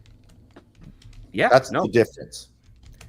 And yeah, I mean, that's the one thing is like Paramount back in 2019 was the only studio that was buying up spec scripts like they were going out of business. So they have a massive archive of original stuff that's out there that they haven't been doing anything with. And I'm hoping now that Ellison has taken over, he's going to say, hey, why do we have all these scripts just not making any money that we spent like $1 million a script on? Let's start putting these into production and getting stuff out there. I'm only worried is that if, to Tom's point, if Ellison is just buying this up just to have the most toys in the playground, that means that Paramount that means that Ellison has a mentality similar to Iger, and that means that Paramount's IPs, which are quite, even though they haven't been doing as great as they could, they still have a massive legacy value to them, could suffer even more. And it's something that worries me because we haven't heard like who are the people that Ellison is entertaining to help run certain IPs and products at Paramount, and what direction are they going to go? Like, there's been no conversation about that during this acquisition, unlike when it came to Disney, when they acquired Lucasfilm. It was all about Kathleen Kennedy and handing over the torch and doing all that type of stuff. It was part of their marketing campaign, is that you should be trusting us that we are putting the right people in part of this job. When they got Marvel Studios, primarily they technically just own distribution for Marvel films. Marvel Studios is still kind of its own thing, but it's a messy contract there, especially with what Ike Perlmutter handed over. But even when they purchased that, the one thing that was very surprising is that, like, yep, Kevin Feige's staying, and he's going to be heading, the studio stuff. And this was back in right before Avengers came out. So once Avengers hit, everybody's like, oh yeah, great, this is fantastic. And then it was years later where the creative committee was disbanded and a lot of heads were changing. And then Victoria Alonso was promoted to terminated as basically a get out of jail free card. And it just kind of, they've just gone all over the place. So I'm very worried that's going to be the case with Paramount, because I like that studio a lot for the IP and for what it was able to do for the industry 50 years ago, and then again in the 80s, and then again in the 90s, and then the last. I don't think we're ever returning to that. No, no, it's going to be a completely different form. AI Yeah. movies every day, all day. They're just really good-looking cartoons. That's what an AI movie is. Yeah. Those are some very valid concerns. So yeah, we'll see what happens with this. We're going to move on to the next topic. We have more to discuss here. Scribe, I'm so glad to see you again. Any final thoughts on this before we move on who can acquire Warner? I would be repeating much more brilliant insight on this than I could come up with myself. So I think I've said my piece on it as much as I can contribute. Well, all right, cool. Well, we are going to stay on Warner for a little while longer because we have some news coming out of there. I'm just going to find the headline here because, as you know, we are big fans of the movie Constantine here at Midnight's Edge, even though it differs a lot from the comic book iteration Constantine. It's still a really, really cool movie in its own right. And we're not the only one that thinks so. Someone else who shares that opinion is actually the star and director of that movie, namely Keanu Reeves, and I forgot his name right now in this moment, typically. But either way, the two of them, they have been championing for Constantine Part 2 for more than a decade. And the one who is the gatekeeper to make sure to decide whether or not that happens this day and age is none other than Mr. James Gunn. And now he actually has spoken a little bit about it in public, which is relatively rare. But here we go. Francis Lawrence is the director of that. Thank you very much. So we don't have a huge update, but he has talked about it. So we now have this story in, I'm going to bring it up on screen here, in Deadline Hollywood. James Gunn on Constantine 2 with Keanu Reeves. I've discussed it on and off. And what Gunn has said in a new interview is, I've discussed it on and off. I've discussed it with Keanu. Gunn said on the Boba Talks podcast, but I've not read any script yet. Although we know that there is a script because this is something that both the director and star have spoken about. So then the question is, when is Gunn going to see a script, and is he going to like it? And most importantly, would anyone other than myself be interested in Constantine 2 at this point? Now, Mr. Chato, I know that you've actually seen the first one. What do you think Several about times. that? And would you be open for a part 2? Well, first of all, I think Constantine quite possibly could be the first and only property that James Gunn could probably do well. Oh, wow, yeah. It based on his recent. Well, he wouldn't actually do it. It's the director who would be doing it. They have been going Maybe. through. But I scripts think and everything, philosophically and tonality, it seems that it's a perfect fit. I don't know the director, but certainly James Gunn is someone who likes to have his fingers in all the pots, right? So, anyways, yeah, I think that sounds good. I mean, notwithstanding the fact that Constantine really wasn't much like the comic book, but I loved Keanu in it. The performances were great. Tilda Swinton was great. Our Swedish guy as the devil was Peter Stormare, yeah, best on-screen devil ever. You ask me. The girl who was possessed. Oh, what was the actress's name? Rachel Weisz. Yes, she was just absolutely fantastic, but they're not going to bring her back. It's going to be a completely new adventure. Keanu was fantastic in it. I really enjoyed it. I would love to see another iteration of this, as long as he shaves the beard. I don't I know. think Reeves at this age, when he shaves his beard, looks really weird. Yeah, his I face think- is all like hockey and stuff. He can't do it.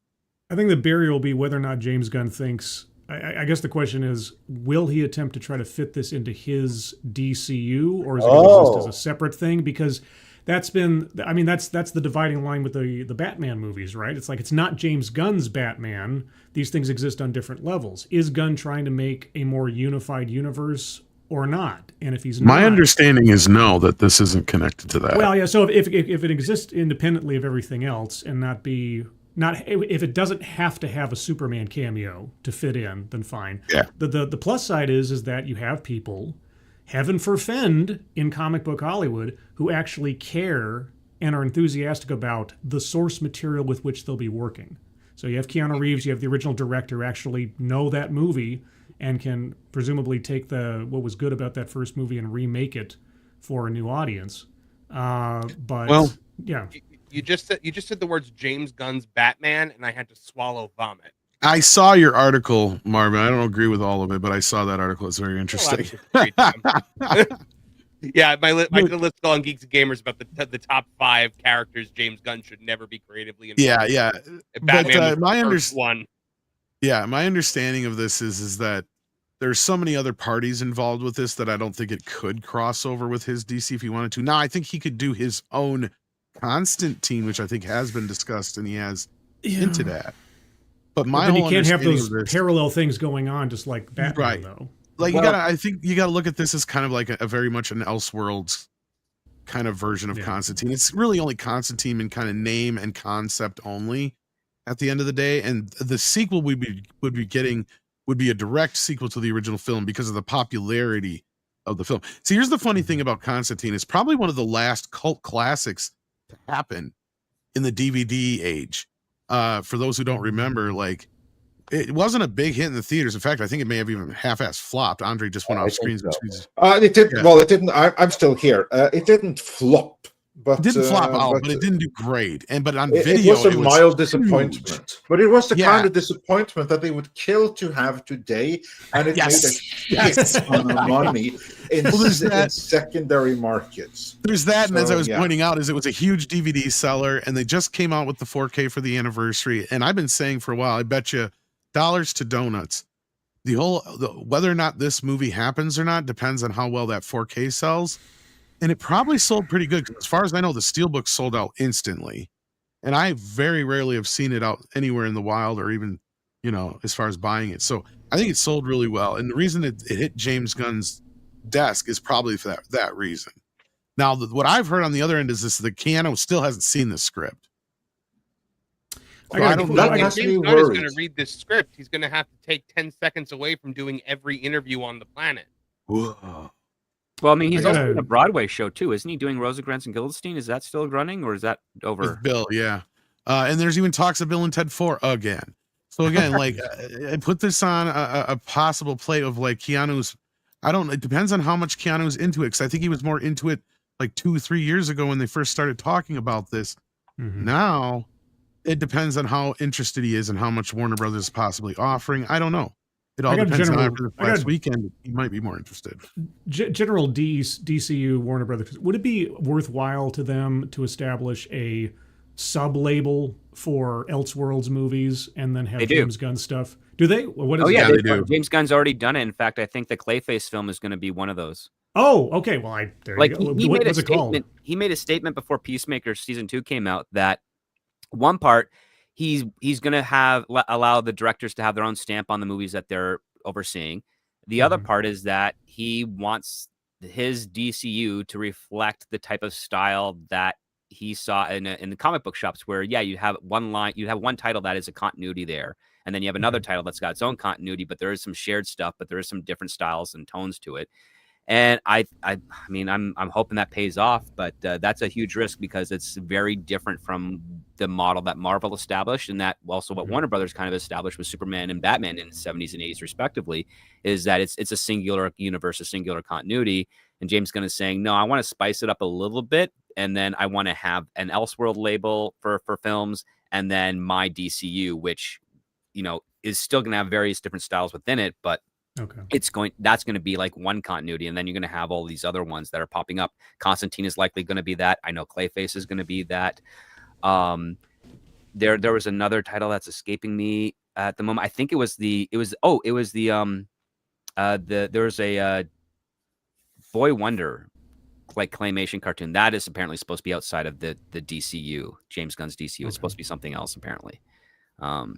And I don't even know if that's going through or not, but I remember I thought the Clayface movie was an extension of Creature Commandos in that one episode where he shows up, but okay, if it's in its own thing. No, it's different actor. Initially, I think it was kind of being talked that way, but now that it's basically being based on the episode from Batman the Animated Series, is my understanding. Oh, yeah, okay. it's a All right. reinterpretation of that. So it's not the faithful comic book version of Clayface, even though there's like 4 or 5 of them. Yeah. Okay. Fair enough. Or Batman movies without Batman. But yeah, I mean, I can see why this would happen, but I'm curious as to why Keanu Reeves hasn't read it yet.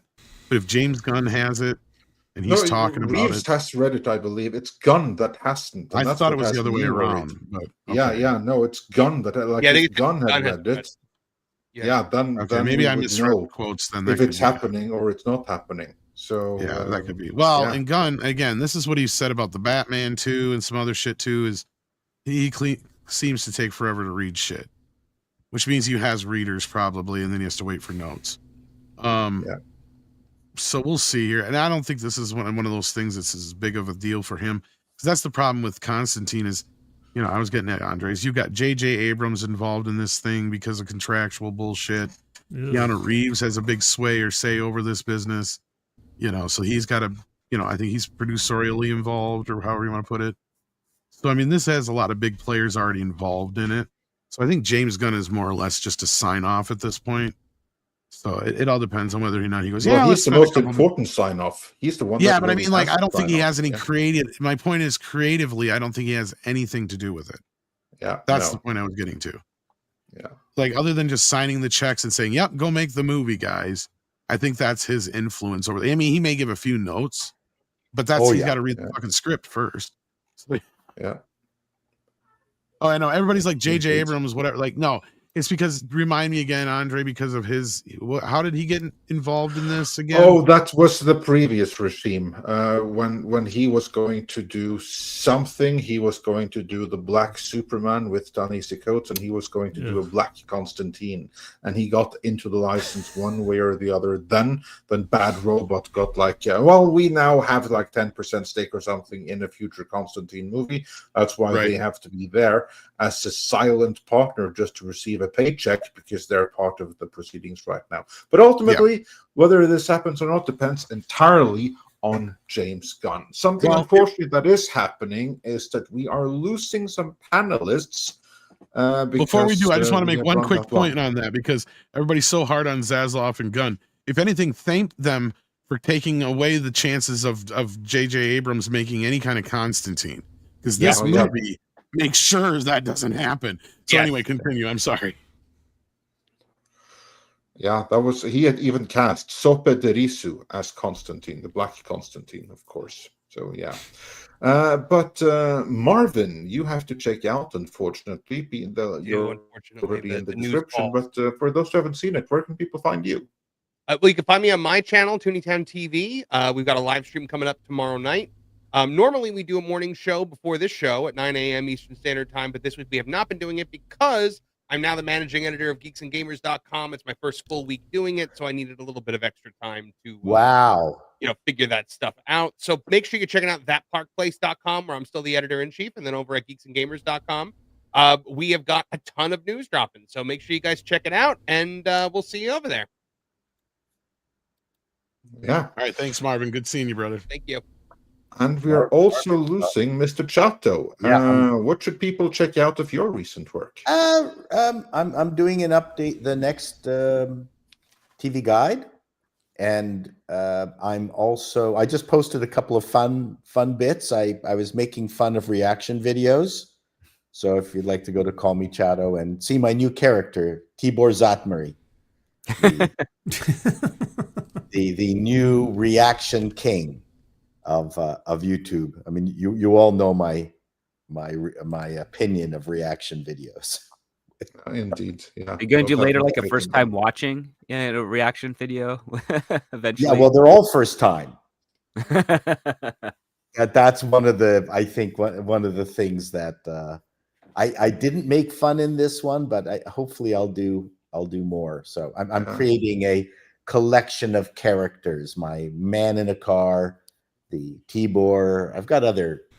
You know what videos we missed out on? You reacting to the first time you saw the Rammstein videos I sent you, because that would have been genuine reaction. That would have been good. Those are work of art. I think there's still some that you haven't seen, which Rammstein videos, of course. Oh, yeah. And then the live stuff where he straps on a gas tank to his back. Yeah, that was amazing.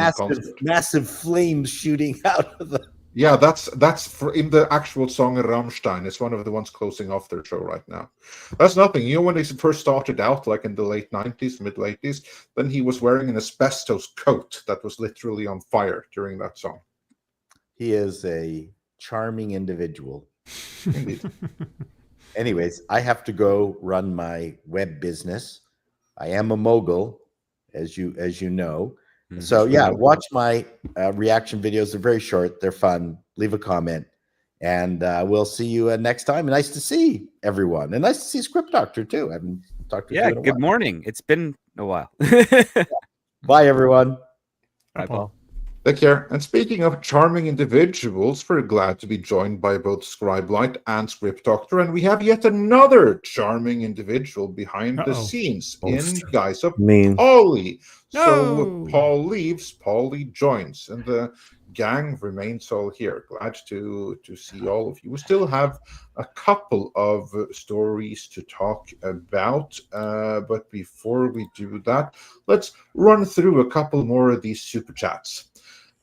Big Boss SB says for $4.99, freakiest movie, Event Horizon, but favorite general movies for October would be Sleepy Hollow and Solomon Kane. Ooh, nice gothic choices right there, both of them. Packing Protons says for $1.99, TNMT Godzilla crossover coming as well. And maybe in the comics, I wouldn't be surprised. There's been a ton of them there. Yes, there is in the comics. Yeah, Varachi says for $5, I see Troll 2 is coming. The trailer for it basically showed the entire movie, I felt. The youngsters taking a selfie before being squished amused me. You know, I actually haven't seen the trailer for that. I was like only so happy with the first Troll movie, even though kind of like see my house from there almost in Norway.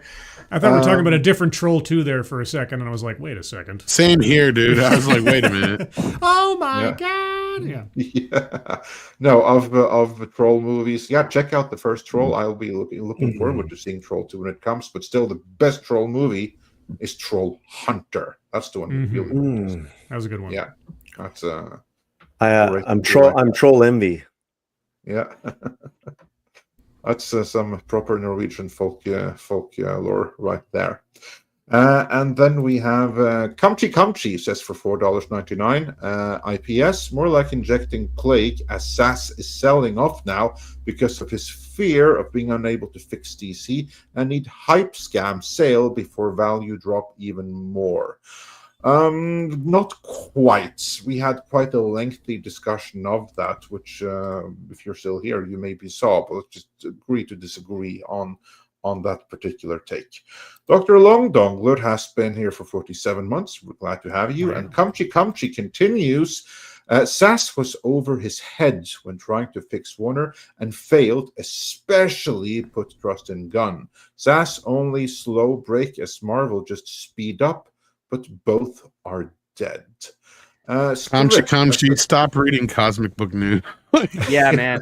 I mean, Kamchi, I respect your opinion, but it's been misinformed. You're getting bad data, man. I'm sorry, you just are. Yeah, I'm afraid you have been slightly misinformed. David Zaslav is like he's probably on cloud nine this morning right now. Yeah. Paulie, anything you want to add to that? Kamchi, thanks for the super chat, but it's probably pretty much the opposite of what you wrote. Yeah, you know, I can't think of a greater turnaround of a movie studio in the last few years. Think about it, Tom. I mean, Yeah, there's a couple of bombs, but he slashed and burned, and then he greenlit hits, and it's they're It's the having a great greatest year. turnaround in modern times. I mean, Yeah. the only thing that comes close is what Rothman did over at Sony.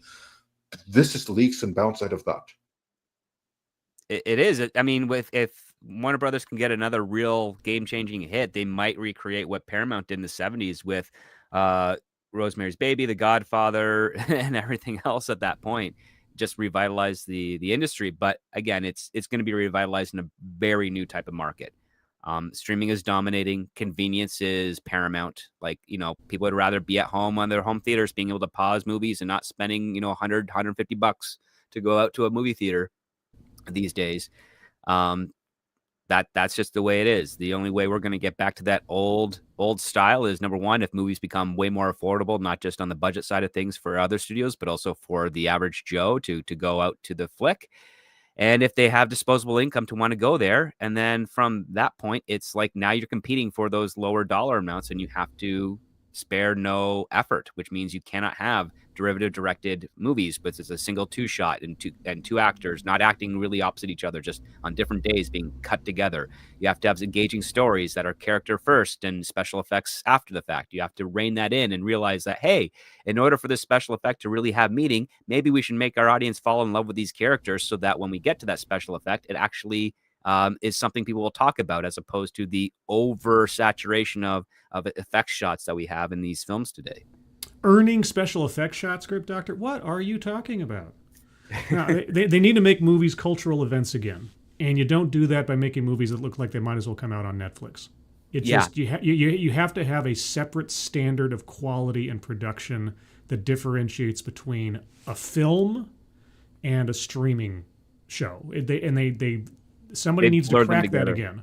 Yeah, they've blurred them together because, sadly, like every movie that is released in theaters is destined to live on a home release. Yes, and they have that mentality when they're making it, which kind of poisons the whole soup. Exactly. Like, I mean, I remember seeing some younger film students like a few years back before the pandemic, where they were watching Lawrence of Arabia on their big screen TV, and they're like, "It's so small, I can't see him. It's a wide shot." It's like, it was shot for theaters. Like, it was fine in theaters, but it's like, oh well, we can't do that now. It's like, no, you should be doing that now, because the theatrical experience is what you're trying to showcase to the audience. When they buy it and they watch it at home, they're not commenting on, oh, it's so small on the screen. They're like, I remember seeing this shot in theaters, how massively beautiful it was. Like, the closest thing we got to that was like in the first Dune with the Thopter going over the desert, and it was tiny. It's tiny on your screen, but when you're on IMAX, it looks perfectly normal and great, and you're just completely enamored with it. Let me ask you a question. You're talking about event theater going. You think Avatar still does that? Seems that way, given the box office history. It's the most amazing sci-fi franchise that nobody talks about. Yeah, it has no cultural footprint. I mean, it makes tons of money. It looks really pretty, but it's effectively, at least from my perspective, it's been effectively weightless in the culture, despite its success. I can't account for that per se. I mean, I remember when I saw the first movie. And this is before internet movie reviews and things were a big thing that I was plugged into. I walked out of the theater and I thought, wasn't that just Fern Gully? That's my first thought. I was just like, and so I was just kind of like, and I didn't think about it again after the fact. It just they try to make it up into this big Star Wars type universe and all this complication and everything. And obviously James Cameron cares a lot about all of the lore and all this stuff, but I don't know. Does anybody else? I'd be curious with the chat. Does anybody else feel like Avatar is? I'm trying to think of a different franchise that's not quite Star Wars level, but at least as impactful. It's not Harry Potter. It's not Star Wars. I don't know. It's its own thing that is unique to other franchises, and one aspect I think that kind of hurts films in general is you can now book your seats in theaters in advance, which means there's no more lines outside of a movie theater. So you don't have any news crews saying, hey, see how popular this movie is with these lines? Because a blockbuster was just that, a line around the block or broke the block across the street. That's why it was a blockbuster. And free advertising. Yeah, we don't have that anymore. It's all assigned seating that you get to buy online, and you don't have to wait in line to watch a movie these days. And I think that hurts movie going because Interesting. audiences need a visual representation, a real tangible visual representation as to whether something is popular or not. And Yeah. and the numbers themselves are that are reported on the trades and very rarely on the regular news just don't have that same effect anymore. Yeah, and the appearance of exclusivity. Studio 54 got this down back in the day, where it's like you're only let in and you look cool, and yeah, you're right. The blockbuster lines around the block kind of thing. Like the last time I remember really seeing that was people waiting in line for Phantom Menace. Yep. And camped out for days ahead of time to get their seat. We got to get in line, and you still kind of see that for like when iPhones are released. But yeah, no, I hadn't thought about the assigned seating part. Yeah. I will say the convenience of a lot of movie theaters trying to make the experience feel more like your home has probably done worse for their business model than they expected. Because don't get me wrong, I'm happy with the comfortable chairs. Yeah. Everything else is just Well, those are good points. I mean, even bringing back the intermission is kind of a lost art, which Cinemark does for the Indian films, which is really great. That's really cool. And also, too, it's smart because in the theaters, they sell more popcorn and candy. And Well- people get to go to the washroom and not miss anything. Like that's the other part. Like things Not that only I that- hear in a couple of test audience stuff is, would you watch this in theaters? Like, well, it's we saw the clip. It's about, you tell me it's a 2.5 hour movie, man. I gotta pee. Like, and it's just, yeah, that's I why saw- we prefer streaming. I saw Lawrence of Arabia several years ago in one of the giant theater screen type deals, one of those like cinematic or whatever they call them. And there was the intermission. And the other thing about the intermission, aside from giving you a break and everything, it allows you to digest what you've seen of the story before you have to be shunted into the next part. And it actually it allows everything to kind of percolate a little bit. And I think and make a bigger impact on your experience in the story, because it's not just boom, boom, boom, boom, boom, boom. You have an opportunity to breathe and actually take it in.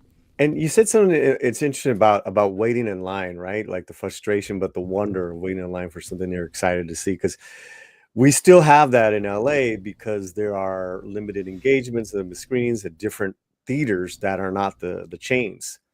You know, so there are lines for people getting in to see Frankenstein, so to speak, at the Newark, or if it's like an Academy of screening or something like that script. You know, I mean, it's totally different, but I totally forgot that we used to line up for movies. Yeah, it's been conditioned out of us to expect it. Yeah. I used to have an X thing where I kept going, where I showed all the classic films where people were lined up around the blocks for them, and I'm like, what's stopping you from doing this now, Hollywood? Don't you guys remember that? I tons of them. You were doing that for a while. Those are pretty cool. Yeah. Did like the retro, you had the retro picks, and then your line was, well, can't you do this? What was can't you do this again, Hollywood? Well, it was a play on, where the women will say, what's stopping men from dressing this way now, or whatever. It's Right. like, for my thing, what's stopping you from doing this now, Hollywood, where it had, Jaws or Alien or Empire Strikes Back or even Nightmare on Elm Street 3, where it's just people lined up around the block, waiting for a movie. And some of them were just like really, like even lesser films that didn't even do like big box office numbers, but they still had people lined up around the block for them. Yeah. Gosh. And now it's gotten to a point, I don't know if it's in your theaters or in your regions, where they'll even tell you how long the trailers are. Oh, they give you a warning. Yeah. They give you a warning, like 15, 20 minutes, 20, 30 minutes. Because honestly, if the movie's long, I will show up right like 5 till, like I'll gauge that time, because I don't want to sit through the trailers, unfortunately, because I'll be there for 4 hours. I love the trailers, though. It was always like little mini movies before my movie. It was sort of like the cartoon, the old Looney Tunes cartoon before they play a movie back in the day. The trailer for was it Predator Badlands? Is that the new one, Andre? Yes, Predator Badlands. Look, I got to tell you, man, it turned me around. I'm now excited to see it. Yeah, Like, I cool. saw it on the I'm big hoping for the screen. best for that. We'll see. But we are going to move a little bit on here. We have a few more stories to cover. Speaking of movies to be excited for, and since we've spoken so much Warner, who knows about Constantine Part 2, but a movie that we will be seeing a little bit earlier now is Mortal Kombat Part 2. Mortal They just Kombat! announced that the sequel to the reboot is now moved up a week. Now, you'll all recall that the movie was originally scheduled to open right around this time. Actually, I believe it was originally scheduled to open this very weekend. But then it was pushed back until the end of May. And then in the last day or so, they have changed the release date one more time. Only now they've moved that release date up another week. So it opens at the beginning of May rather than late May. Or more specifically, it would appear to move a little bit away from Star Wars, Mando, and Grogu. Because that is the movie it was opening just 1 week away from. Now it's opening 2 weeks away from it. So it would appear that we are getting the movie earlier.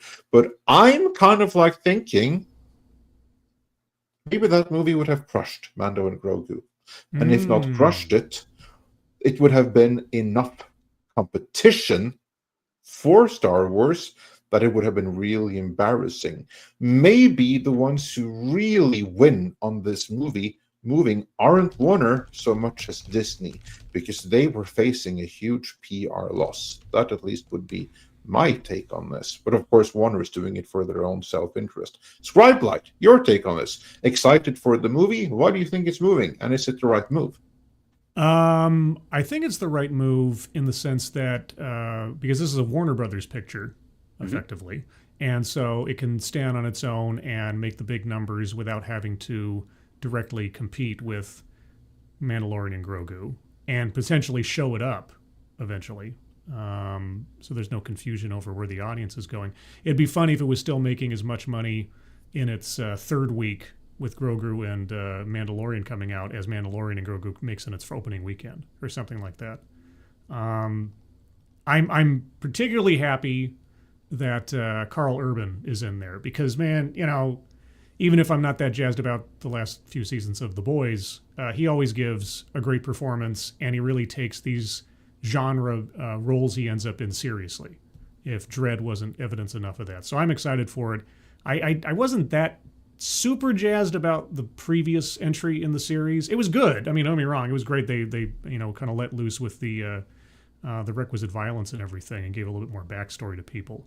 But just for the sake of Urban being there, I'm looking forward to it. And it looks like it's a labor of love for people who actually care about the.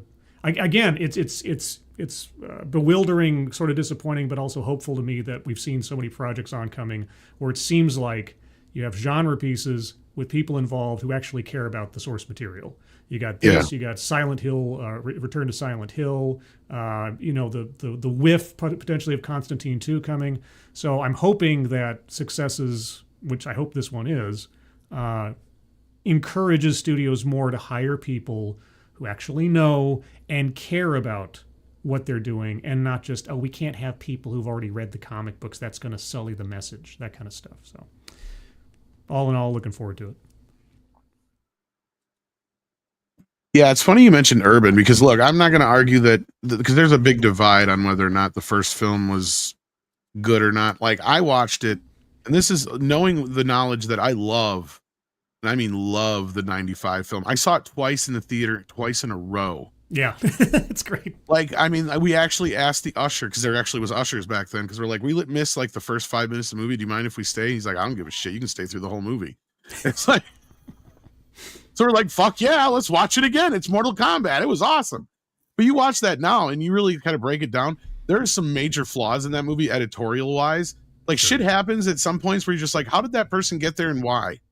And there's some other things. It's fun cheese. It's such it is fun so cheese. much fun. And you know what? It works for it is it looks exactly like the video game. Yes. They nailed it.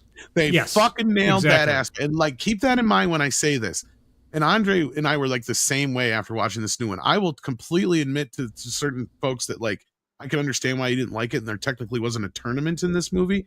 But I also was like of the mindset that they're going to set up 2 or 3 other movies with this.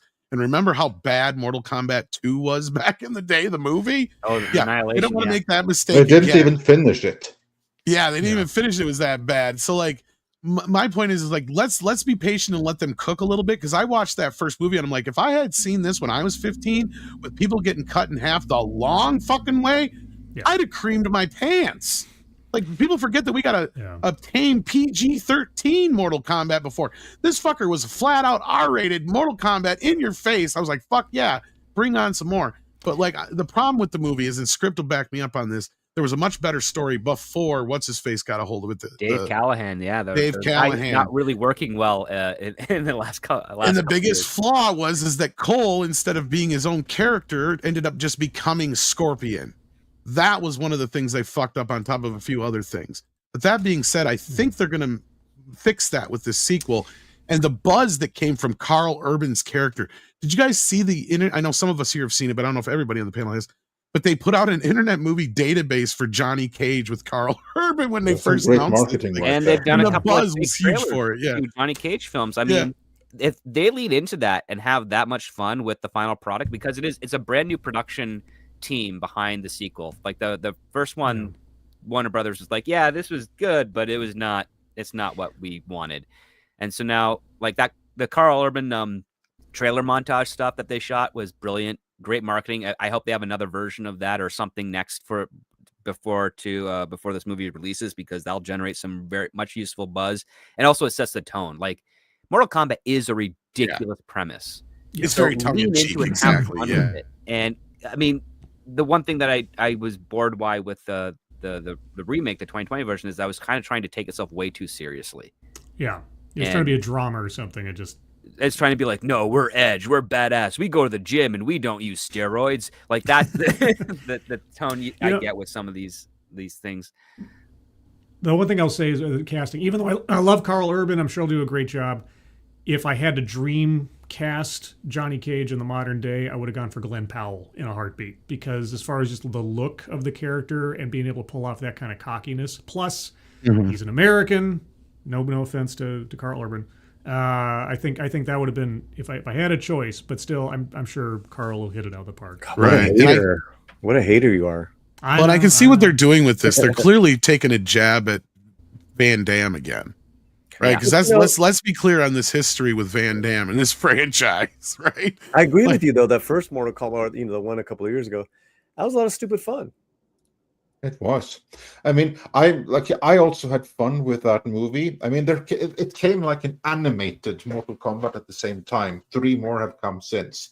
But that first Mortal Kombat animated movie of the modern era, like Scorpion's Revenge, I believe the subtitle I think that's what it was called. Yeah. Yeah. Oh, right. If they had just used the script for that and expanded it a little bit, that would have made for a much better movie. But I thought it was pretty fun, the one we got, and I'm super excited for this. I can't wait to see this one. Yeah, I think Carl Urban, he's going to steal the show. I kind of like agree that if you were to do like a straight up adaptation, then Glenn Powell kind of like has the cockiness and the attitude. Dude, I love what they've done with Carl Urban here. It's a very different take. I mean, it kind of like seems like this is what you would do if you actually had Jean-Claude Van Damme. Yes, exactly. And if there is someone who isn't Jean-Claude Van Damme who can step into that, it's Carl Urban. So, yeah, very happy with it. Can't wait for this movie. And they've already announced Mortal Kombat 3. So they seem pretty confident in this. So development on the third one has already started. You know what's funny? 2 weeks ago, a week. It was funny, Andre, that you mentioned that, because it almost makes me feel like it makes me wonder if they didn't go to Van Damme initially with this plan, and he like waffled with them a while, and they're like, "Fuck it," and they went to Carl Urban instead, because that's what I it feels wouldn't like. be surprised.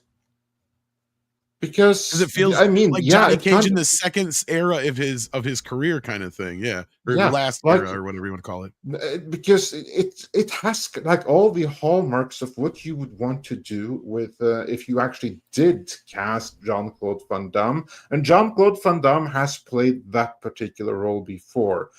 There's a movie called JVCD, short for Yes. Jean-Claude Yeah. Van Damme, Great which is a pretty cool movie, where Jean-Claude Van Damme plays himself, the actor who is well past his prime. He's struggling with divorces, legal issues, only making shit movies with directors from Asia who he can't even understand or anything, and everything is just shit and horrible. It's a pretty cool movie. Check it out. It's and it's Maybe that's why also he said Belgian no and they did. language. Yeah, Maybe that's why he's like, I've already done this. Like, maybe. Well, I mean that JCVD is him in a hostage situation. Yeah, So Mm. and I think very that's kind of what realistic. Johnny Cage is in a way. I mean, I think in this version he's actually, I mean, signing up for it, but like in the original version, Johnny Cage was like, he just thought it was like a publicity stunt thing, and then he realizes, oh shit, this is like a serious tournament kind of thing. Oh, it kind of reminds of Galaxy Quest. Which Mhm. like shows up. Oh, I'm here for the convention or what? Oh, I'm in space. Oh, Very Yeah, much, yeah, exactly. kind of a similar. That's actually that's the angle they're going with, and hmm I'm here for it. Stranger in a I'm Strange here Land. for Yeah. it. Yeah, exactly. Exactly. So brilliant. Any other thoughts on Mortal Kombat? Any thoughts on it moving before we move on? I hope it's a lot of fun. That's about it. Yeah, perfect.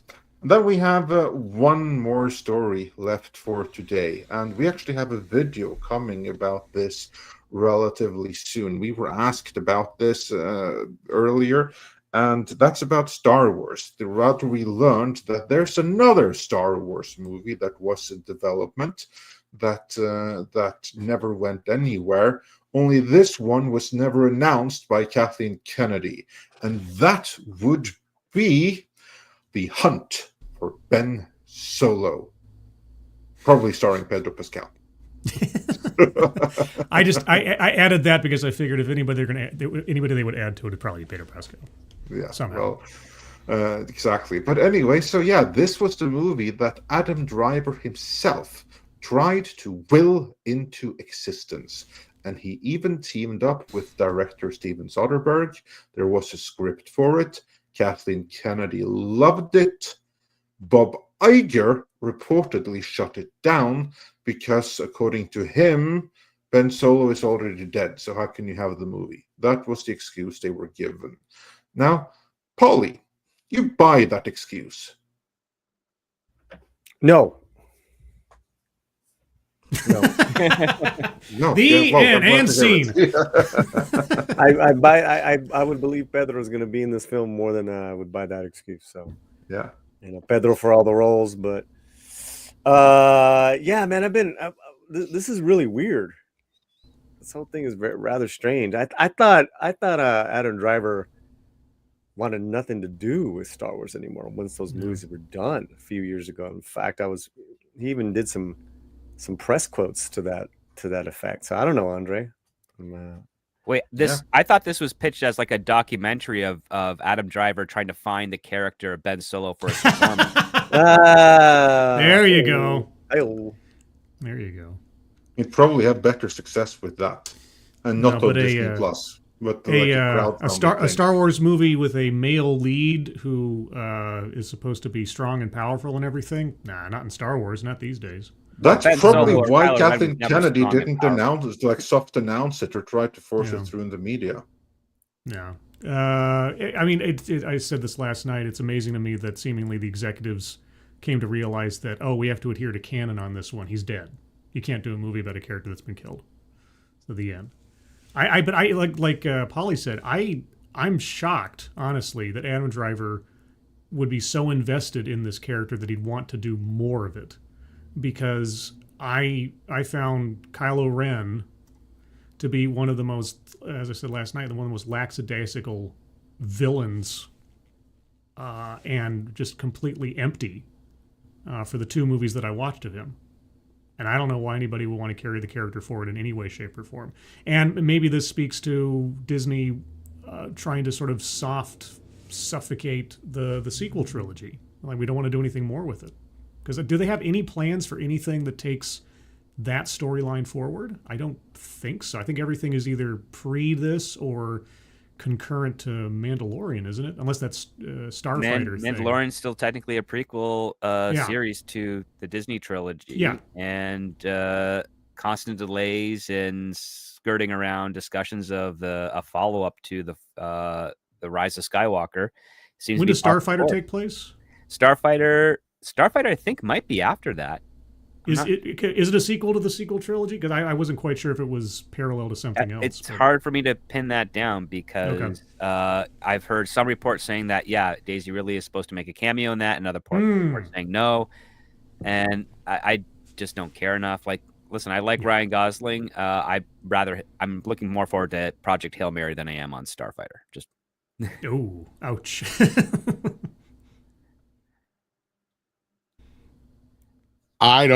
This whole thing is fucked up. Like, I mean, I almost like wish they would have been like, hell with it. Let's see what they got here. Like, I wish you'd have got the other poster done too, Scribe, that we brought. Oh up yeah, last sorry. night. The search for Spock. Yeah, I didn't have time. The last search night. for Spock parody, I'll because try that's to- really I'll what try this to do it. movie's going to end up being if it was going to be made. Let's be real.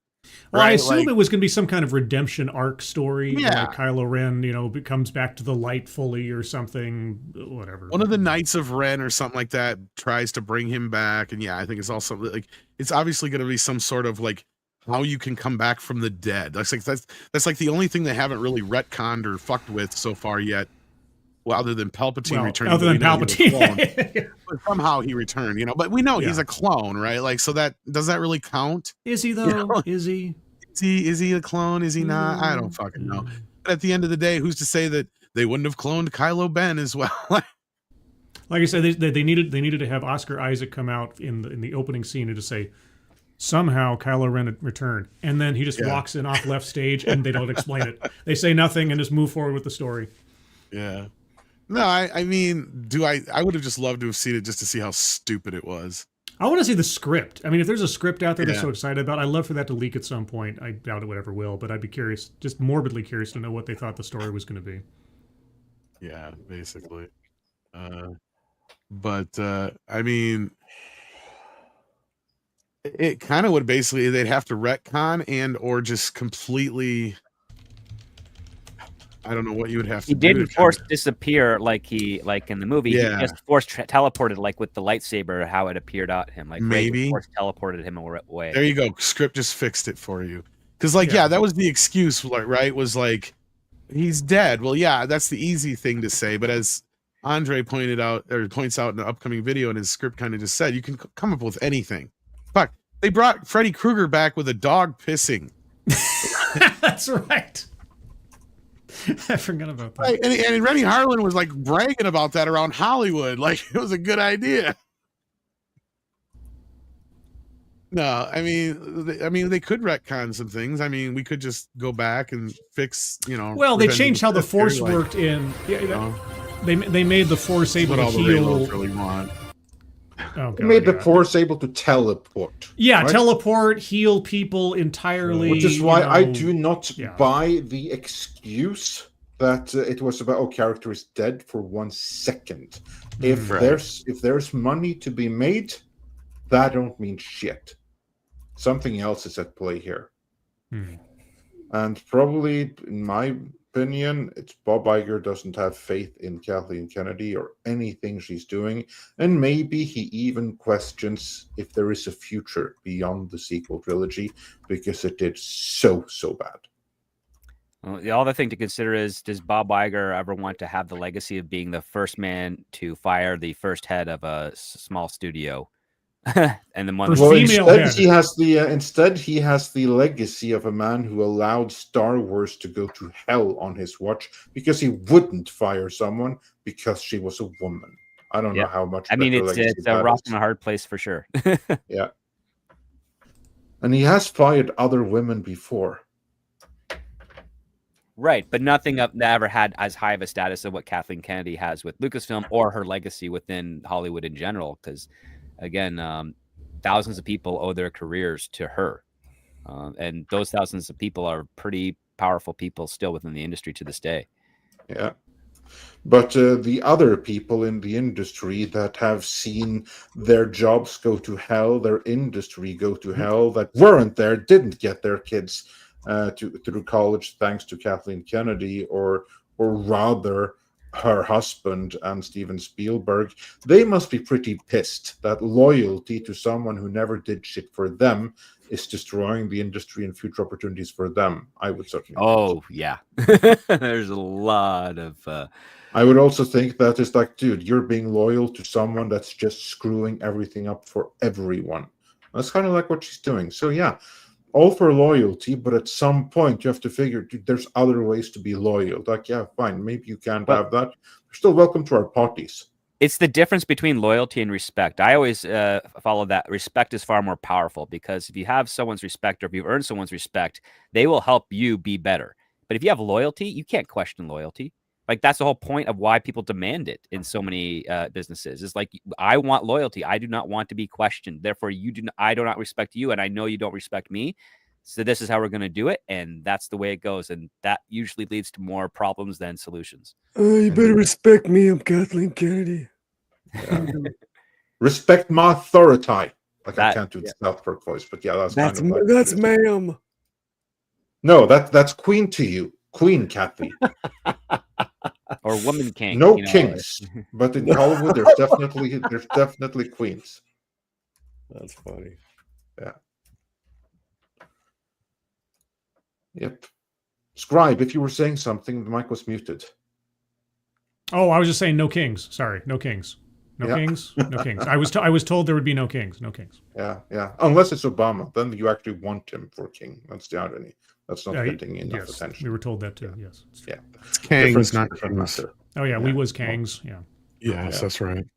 But let's get these super chats. What do you guys say? Do we have anything Let's more do to say that. about Kylo Ren? I didn't think so. Dr. Long Dongler sends in a £1.99 with I'm a betting this is a thumbs up to remind you to pound that like button if you haven't done that already. We got Chuck Norris saying JJ has made exactly one animated show since 2019. Yeah, he's barely done anything over at Warner Brothers with his big old contract. Yeah. Yeah.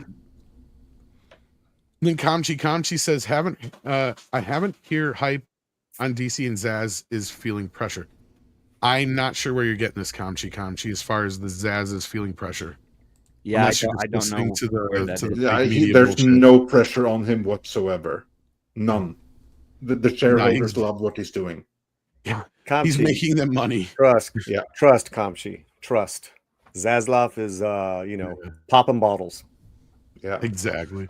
Big Yeah. Boss SB says, Andre, any updates on Conan series movie? Actually, we just addressed this last week. There has been no real movement. In fact, I think some things have kind of stalled from what it sounds like for now. Until we hear more, we don't really know anymore. Yeah. Well, I haven't spoken with Fredrik Malmberg for months. So I honestly have no idea what is happening right now. I know that there was one project that was in development that I was very excited about, that I think that fans would have been super duper excited about if and when they learn about it. If things were moving forward the way that he was hoping, I know we would have heard something about that around summer. Summer has gone. I don't know if that means there's a delay or if it's not happening. I hope it just means there's a delay, because that would be a super duper exciting project. There's always something that is in motion, but right now I really genuinely don't know the current state of anything.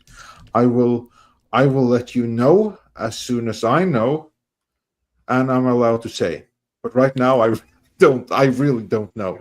I just did get my copy of the latest version of the Conan tabletop role-playing game that Monolith just put out, and I got my Kickstarter deal, and it looks really good. The Modiphius series, when they had the license, those books are a literal reference library for the Conan universe and Hyboria and everything. But the Monolith stuff looks really good. So I don't know if that's available regularly commercially yet, but I'm sure it'll be on their website sooner or later once the Kickstarter thing passes. it's worth picking up. I think if you're a big Conan fan. Do check that out. There you go. Also, since we speak about Conan, I also have to mention this is something that I put up on X. But the Robert E. Howard House is in Yes. need of repairs, and it needs some additional funding. So we'll put the link for that in the description or in the chat here, or just look up Midnight's Edge on X. So do check that out. I'll put it in a video later on as well. Then we Packing Protons said Paramount apparently canceled the TMNT series as well. Yeah, no surprise. Oh, is it there. Mutant Mayhem? Good. Yeah, and then Right over before on the sequel comes out. yeah, and I gotta check then- unless I'm wrong on that. Sorry. And then on Rumble, Fundoshin says for $5, Tom, Christopher Reeves has been on Sesame Street and The Muppet Show pre-accident. I want to believe they did a super gonzo bit. Yeah, Tom would be the person to know. Probably. Yeah. If not Super Gonzo, it would more or less actually it would have if they didn't Super on the Muppet Grover probably on Sesame Street exactly. Yeah. Yep. They used to do some great bits with. Grover. Oh, I'm sorry. I know you were doing something there. They did some great bits with big names in the 70s, man, back then. Oh yeah.